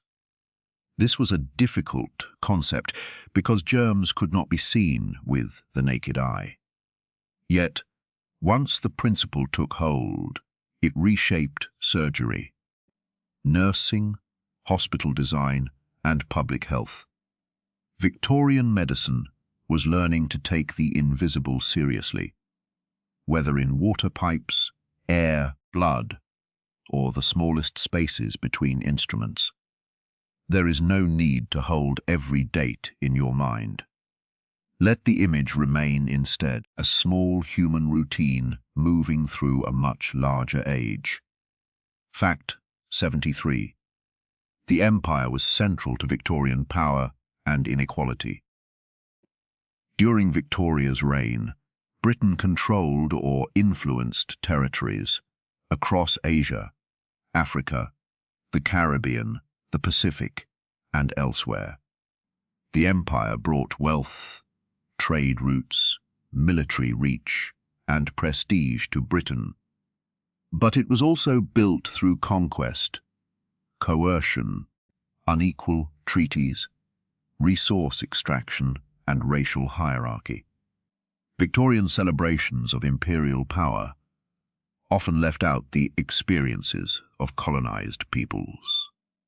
To understand the era honestly, both sides must be held together. A grand exhibition, a cup of tea, a cotton shirt, or a newspaper story about a distant place could all be connected to empire. The Victorian world was global, not only because people traveled farther, but because power reached across oceans in ways that shaped millions of lives. For tonight, you can leave the argument behind and keep only the atmosphere. Rain on stone, a lamp in the fog, and history moving slowly forward. Fact 74. India was placed directly under the British Crown after 1857. After the Indian Rebellion of 1857, rule in India shifted from the East India Company to the British Crown. In 1877, Victoria was proclaimed Empress of India. These events were presented in Britain as symbols of imperial authority, but they came after violence, resistance, and profound disruption. India was not merely a distant possession in Victorian life. Its people, resources, soldiers, textiles, and politics were deeply connected to Britain's economy and imagination. The relationship was unequal and often exploitative. Understanding this connection helps prevent the Victorian era from becoming a narrow story of British invention alone. The wealth and confidence of the age were tied to a wider imperial system with consequences that lasted far beyond 1901. Imagine the scene growing quieter now, as though the street has emptied and only a faraway train is still passing through the night. Fact 75. The Irish famine cast a long shadow over the early Victorian years. The Great Famine in Ireland began in the 1840s after potato blight devastated a crop on which many people depended. The disaster led to mass hunger, disease, eviction, migration, and death. British government policy and the structures of land ownership shaped the severity of the crisis. The famine was not a natural event alone. It was also a political and social catastrophe. Its effects transformed families and communities in Ireland and across the Atlantic as many people emigrated to Britain, North America, and elsewhere. The Victorian era cannot be understood only through innovation and confidence. It also contains grief on a vast scale. The quietest history sometimes lies in the people who left because staying had become impossible. The fact can rest there for a moment, like a letter folded carefully and placed in a drawer until morning. Fact 76. Migration changed Victorian streets. Victorian towns and cities were shaped by migration from rural areas, from Ireland, from Europe, and from across the empire. New arrivals brought languages, religious traditions, foods, skills, and networks of support. They also faced prejudice, crowded housing, unstable work, and social suspicion. London, Liverpool, Manchester, Glasgow, Cardiff, and other cities became more diverse through these movements. Migration was not a side story. It was part of how industrial and imperial Britain functioned. Docks, factories, railways, and markets depended on people moving. In a busy street, the Victorian world could be heard in accents and seen in shops, places of worship, clothing, and advertisements. The city was always being remade by the people who entered it. You do not have to solve the whole century. It is enough to notice one room, one street, one voice, and let the rest drift by. Fact 77. Women organized for greater rights. Victorian women lived under legal and social restrictions that limited property rights, education, employment, and political participation. Yet women also organized, wrote, petitioned, studied, ran businesses, worked professions, and campaigned for change. Married women's property laws gradually improved women's rights to own and control property. Campaigns for women's suffrage gained strength in the later 19th century, even though voting rights would not be achieved until the 20th. The Victorian woman was never only a domestic ideal. She could be a teacher, activist, writer, doctor, factory worker, artist, nurse, shopkeeper, or organizer. The era's debates about gender were intense because they touched every part of life. Family, work, law, clothing, education, and public voice. Let that thought settle gently, like coal ash on a windowsill after the city has finally gone quiet. Fact 78. Women entered higher education slowly. Opportunities for women's higher education expanded during the Victorian era, though not without resistance. New colleges and educational initiatives allowed some women to pursue serious study in subjects that had long been reserved for men. Access was uneven, and many universities were slow to grant full recognition or degrees. Still, the change mattered. Education gave women new paths into teaching, scholarship, medicine, writing, and reform work. The classroom could become a site of quiet challenge. A woman with books, examinations, and intellectual ambitions did not necessarily fit the narrow expectations of domestic life. Posh. Victorian higher education shows how social change often begins gradually.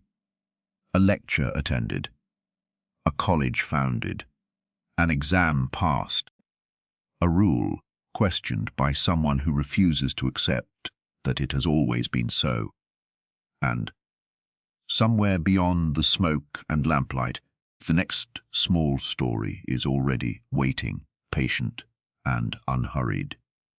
Fact 79.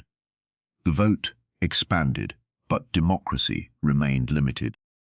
The Reform Acts of 1832, 1867 and 1884 expanded the male electorate in stages, bringing more men into parliamentary politics. Yet voting rights were still tied to property and other qualifications, and women remained excluded from national elections.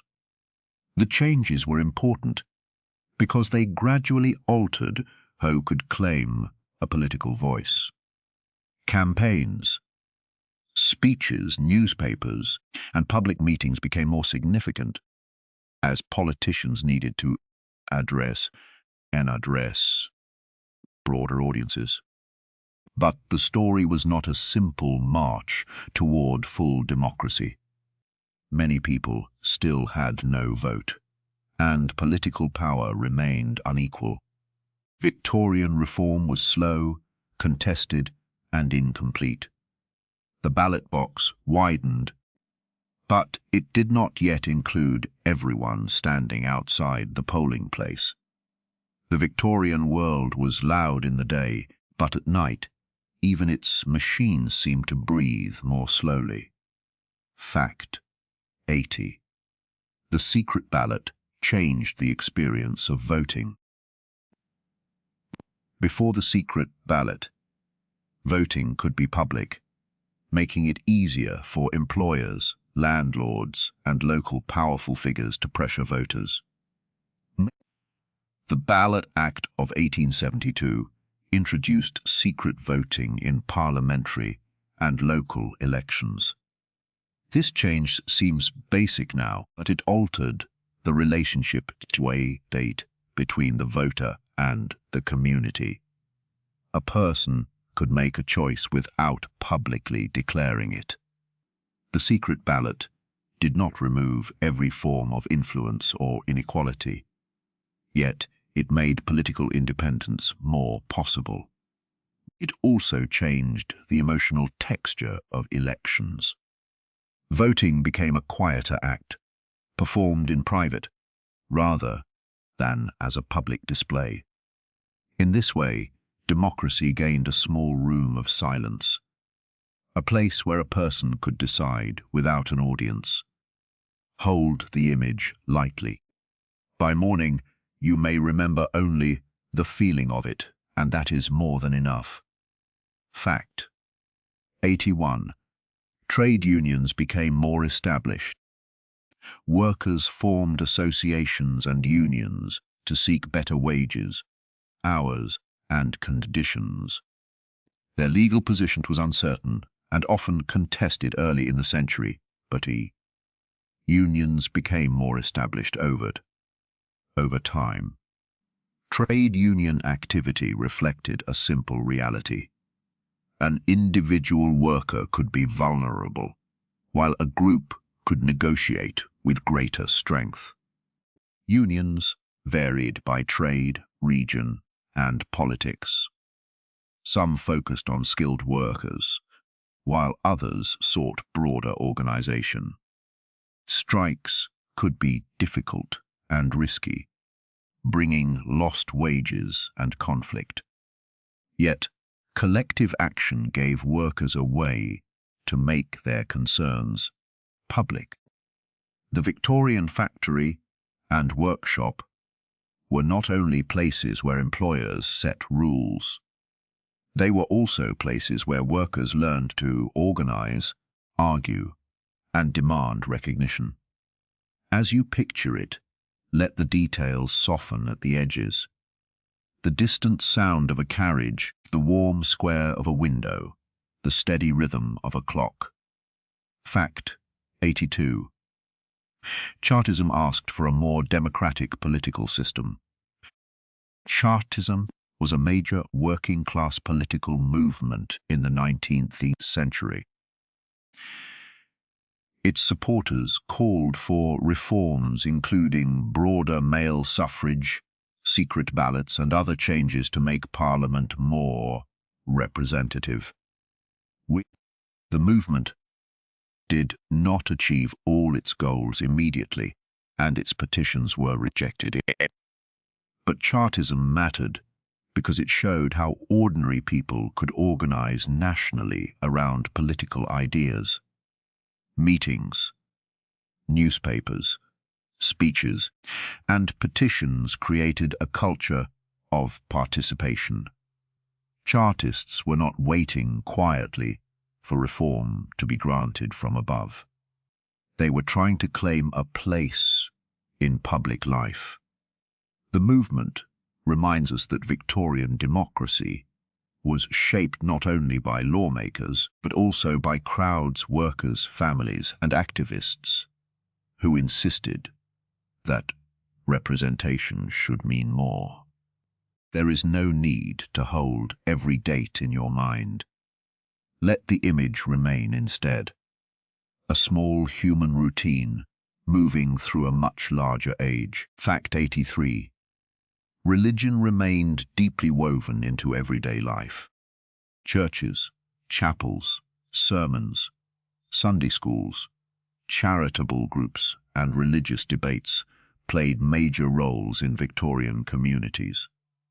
Anglicanism was established, but Britain also contained Catholics, nonconformists, Jews, and people of many other beliefs, as well as those who doubted or rejected organized religion. Faith could offer comfort, moral guidance, social connection, and practical help. It could also divide communities and shape arguments about education, politics, science, and behavior. Victorian religion was not simply a matter of private belief. It organized time through Sundays and holidays, space through churches and meeting halls, and community through charity and fellowship. Even those who questioned faith often lived in a society where religious language and institutions were everywhere. For tonight, you can leave the argument behind and keep only the atmosphere.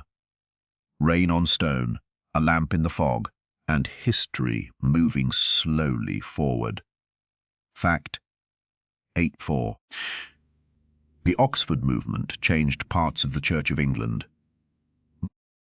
The Oxford movement, also known as Tractarianism, encouraged renewed attention to tradition, ritual, and the historical roots of the Church of England.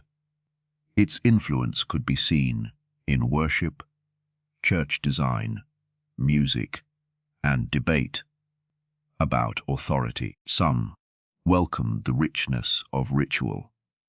Others feared that it moved too close to Roman Catholic practice. The controversy shows how lively Victorian religion could be. Churches were not static places. They were sites of argument about beauty, belief, identity, and the meaning of national tradition. A candle, a hymn, a carved altar, or a style of vestment could carry larger theological questions. Victorian spiritual life often unfolded through details that might seem small, but were deeply felt. Imagine the scene growing quieter now, as though the street has emptied and only a faraway train is still passing through the night. Fact 85. The arts and crafts movement pushed back against industrial sameness. By the later Victorian period, some artists and designers worried that mass production was creating ugly, poorly made objects and alienating workers from meaningful craft. The arts and crafts movement, associated with figures such as William Morris, valued handwork, honest materials, beauty in everyday objects, and the dignity of skilled labor. Its ideals were not simple. Handmade goods could be expensive, and the movement existed within the same industrial society it criticized. Still, it offered an important counterpoint to factory culture. A wallpaper pattern, a chair, a book, or a textile could be treated as more than a commodity. It could be a work of art. The movement asked whether modern life could be both useful and beautiful. The fact can rest there for a moment, like a letter folded carefully and placed in a drawer until morning. Fact 86. The aesthetic movement made beauty a serious subject. The aesthetic movement in Britain emphasized the value of art and beauty, sometimes using the phrase art for art's sake. It encouraged new approaches to interior decoration, painting, dress, and design. In a world crowded with industrial goods and moral lectures, aesthetic thinkers argued that beauty itself deserved attention. This could mean a room arranged around color and harmony rather than heavy display, or a painting valued for mood rather than lesson. Critics sometimes mocked the movement as frivolous.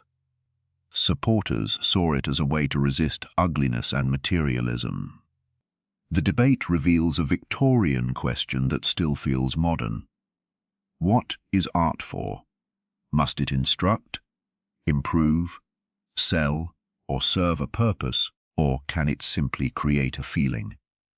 You do not have to solve the whole century. It is enough to notice one room, one street, one voice, and let the rest drift by. Fact 87.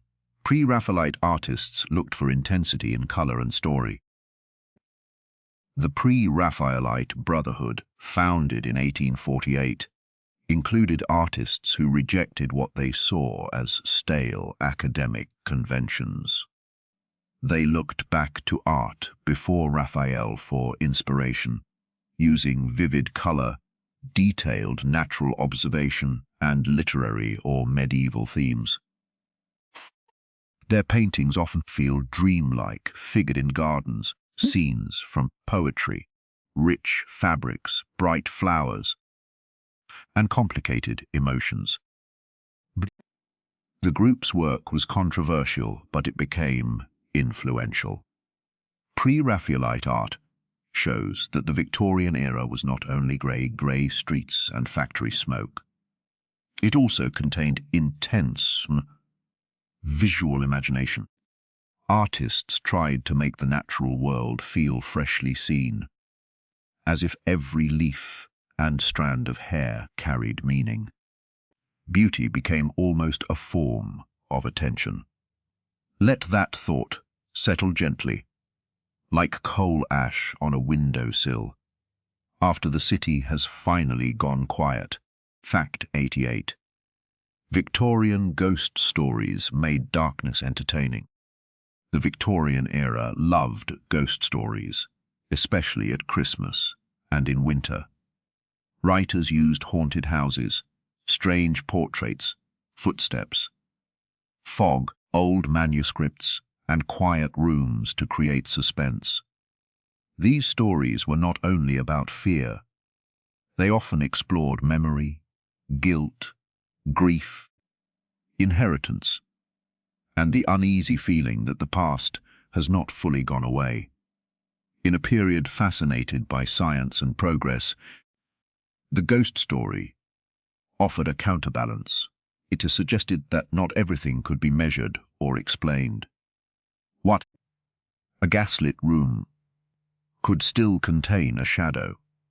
A railway carriage could still carry a stranger with a secret. Victorian ghosts linger because they belong to a world both modern and old-fashioned, where wires crossed the city, but the dark remained full of possibility. And somewhere beyond the smoke and lamplight, the next small story is already waiting, patient and unhurried. Fact 89. The Gothic novel kept returning in new forms. Victorian writers adapted Gothic traditions for modern anxieties. Instead of only medieval castles, they used city streets, laboratories, boarding houses, law offices, and respectable homes.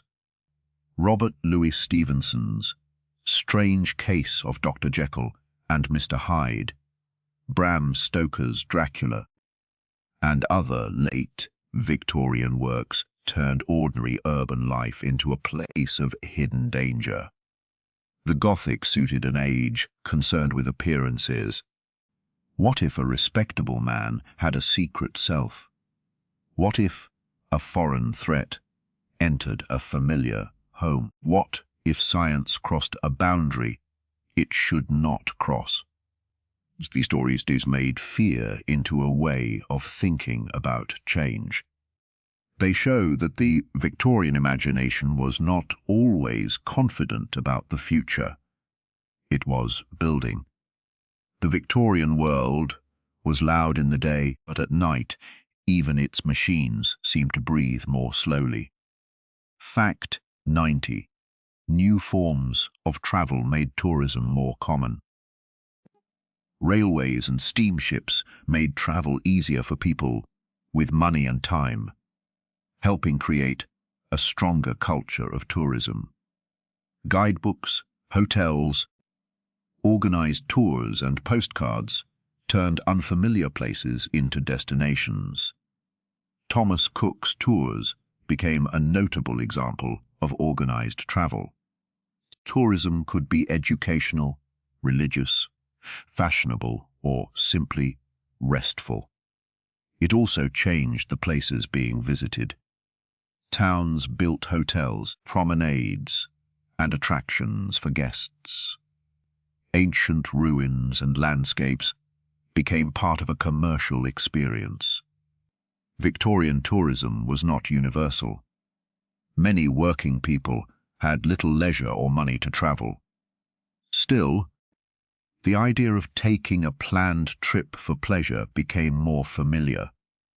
The world was becoming something people could not only read about, but also visit. Hold the image lightly. By morning, you may remember only the feeling of it, and that is more than enough. Fact 91.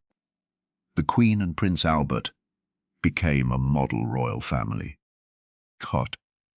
Victoria's marriage to Prince Albert in 1840 helped shape the public image of the monarchy. They were presented as a domestic family as well as a royal couple with children, portraits, and carefully managed public appearances.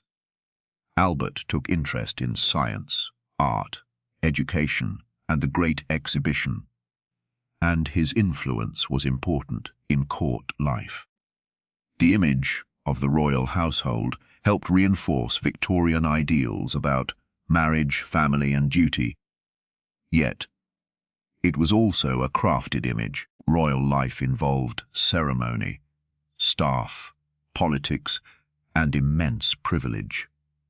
Still, the family portrait became powerful. In a century when photography and newspapers made public figures more visible, the monarchy learned to speak to people through scenes of home as well as scenes of state. As you picture it, let the details soften at the edges. The distant sound of a carriage, the warm square of a window, the steady rhythm of a clock. Fact 92. Albert's death changed Victoria's public life. Prince Albert died in 1861, and Victoria's grief was profound. She withdrew from much public life for long periods and adopted mourning dress that became inseparable from her later image. Many people criticized her absence, while others sympathized with her loss. The death of a husband became a national event because the monarchy had been presented as a family. Victoria's mourning made private emotion visible on a public scale. Over time, she returned more fully to ceremonial duties, but Albert's memory remained central to her life. The episode reminds us that even a queen could be shaped by grief.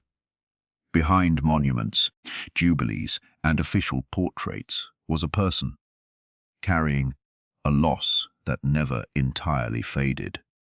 There is no need to hold every date in your mind. Let the image remain instead, a small human routine moving through a much larger age. Fact 93. Golden and diamond jubilees turned monarchy into public spectacle. Victoria's Golden Jubilee in 1887 and Diamond Jubilee in 1897 brought ceremonies, decorations, crowds, and celebrations across Britain and the Empire. These events presented the monarchy as a symbol of continuity and imperial reach.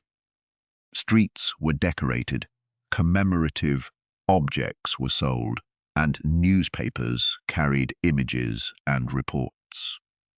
Yet, the Jubilees also revealed the complexity of empire. Celebrations in Britain could depend on contributions and loyalty, extracted from unequal relationships abroad. For many people, the events were moments of genuine excitement and shared festivity. For others, they could underline exclusion or power. Public celebrations are rarely simple.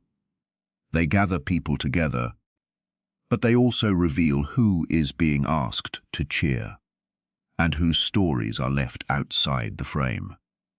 For tonight, you can leave the argument behind and keep only the atmosphere. Rain on stone, a lamp in the fog, and history moving slowly forward. Fact 94. Queen Victoria's title of Empress of India carried great political weight. When Victoria became Empress of India in 1877, the title was meant to emphasize Britain's imperial authority. It was also a reminder that the monarchy's public identity had expanded far beyond the British Isles. The title appeared on coins, documents, ceremonies, and popular images. Yet, the grandeur of the phrase should not hide the realities beneath it. India was governed through structures of colonial control, economic extraction, and military power.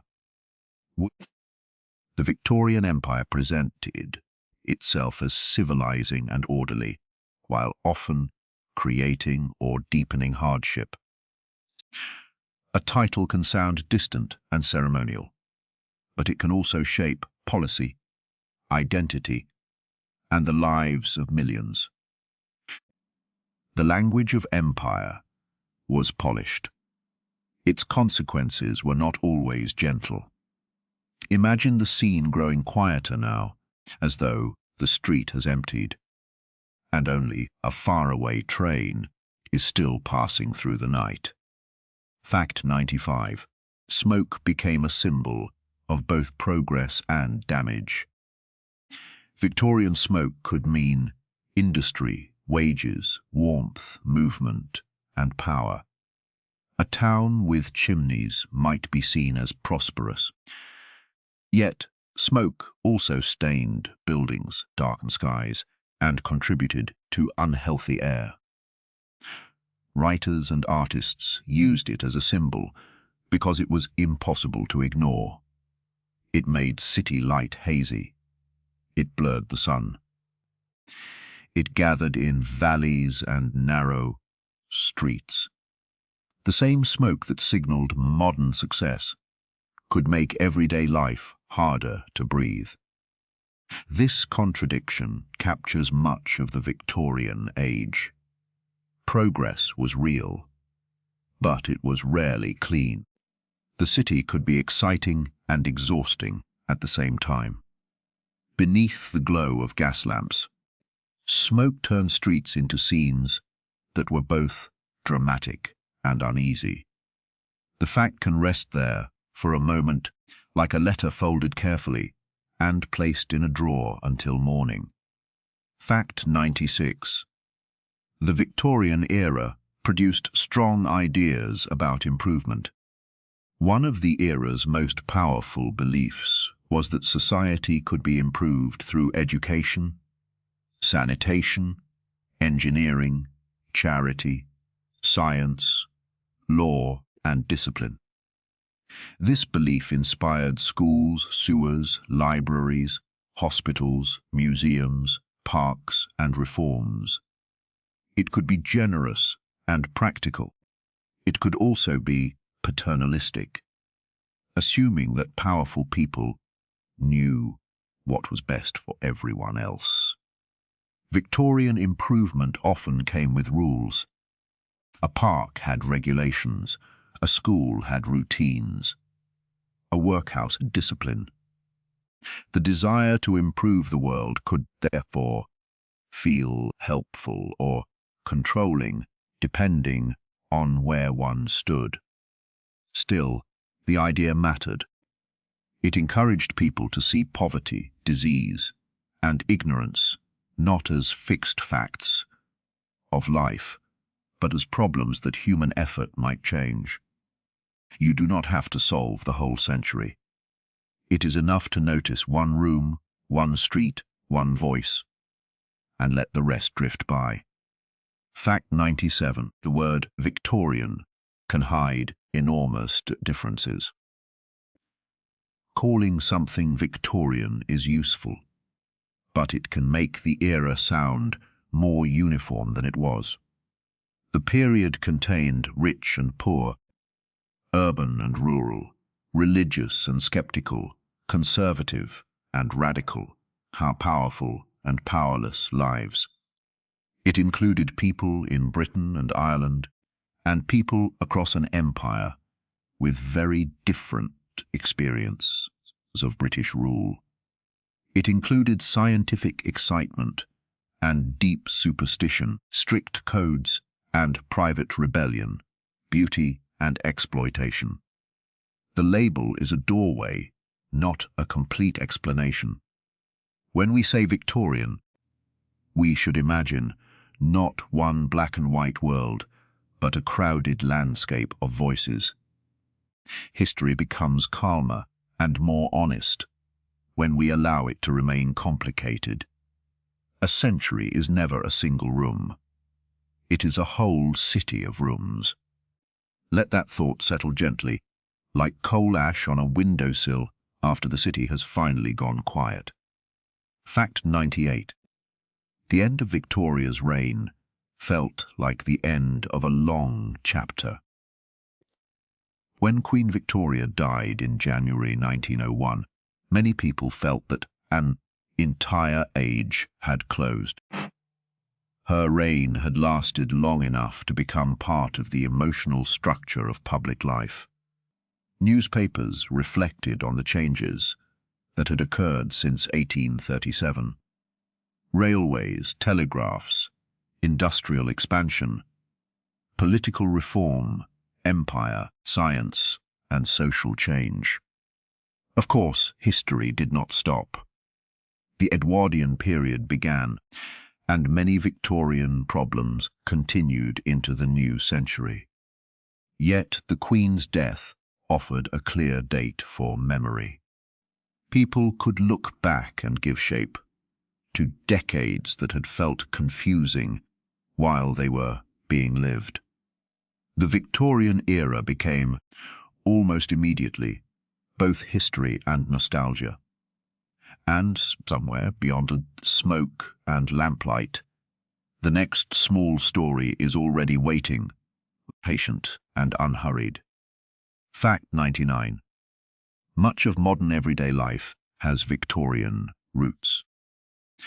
Many institutions and habits that feel ordinary today were shaped in the Victorian period. Public libraries, sanitation systems, national timetables, mass newspapers, organized sport, widespread schooling, public parks, museums, and networks of communication. They have changed greatly, and they were never perfect in their first form. But the Victorian era helped build systems that still organize modern life. This is why the period feels both distant and familiar. We no longer travel by steam train in the same way, but we still check timetables. We do not write as many letters, but we still expect messages to arrive quickly.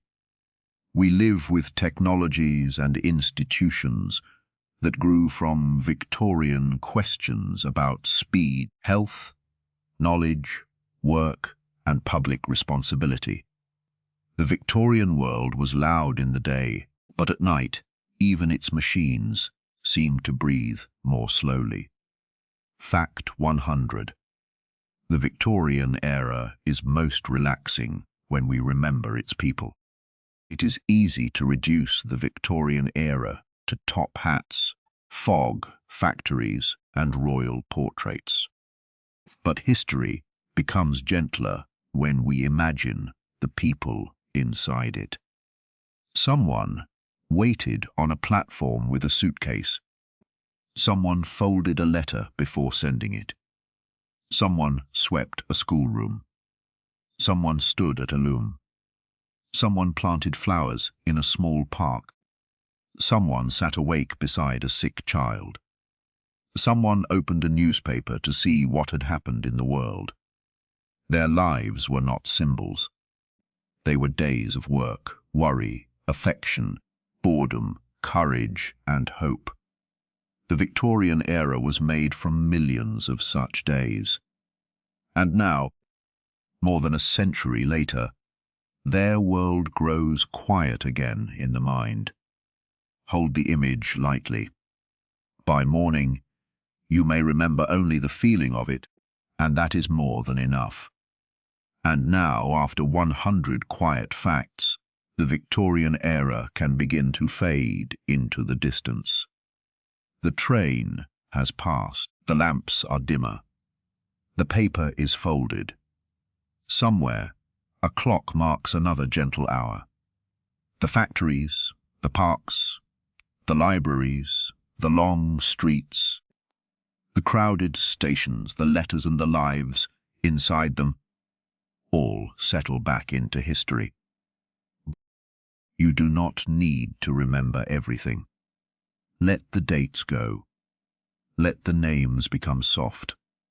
Keep only what feels peaceful. A glass roof shining in moonlight. A winter room warmed by a coal fire. A park path after rain.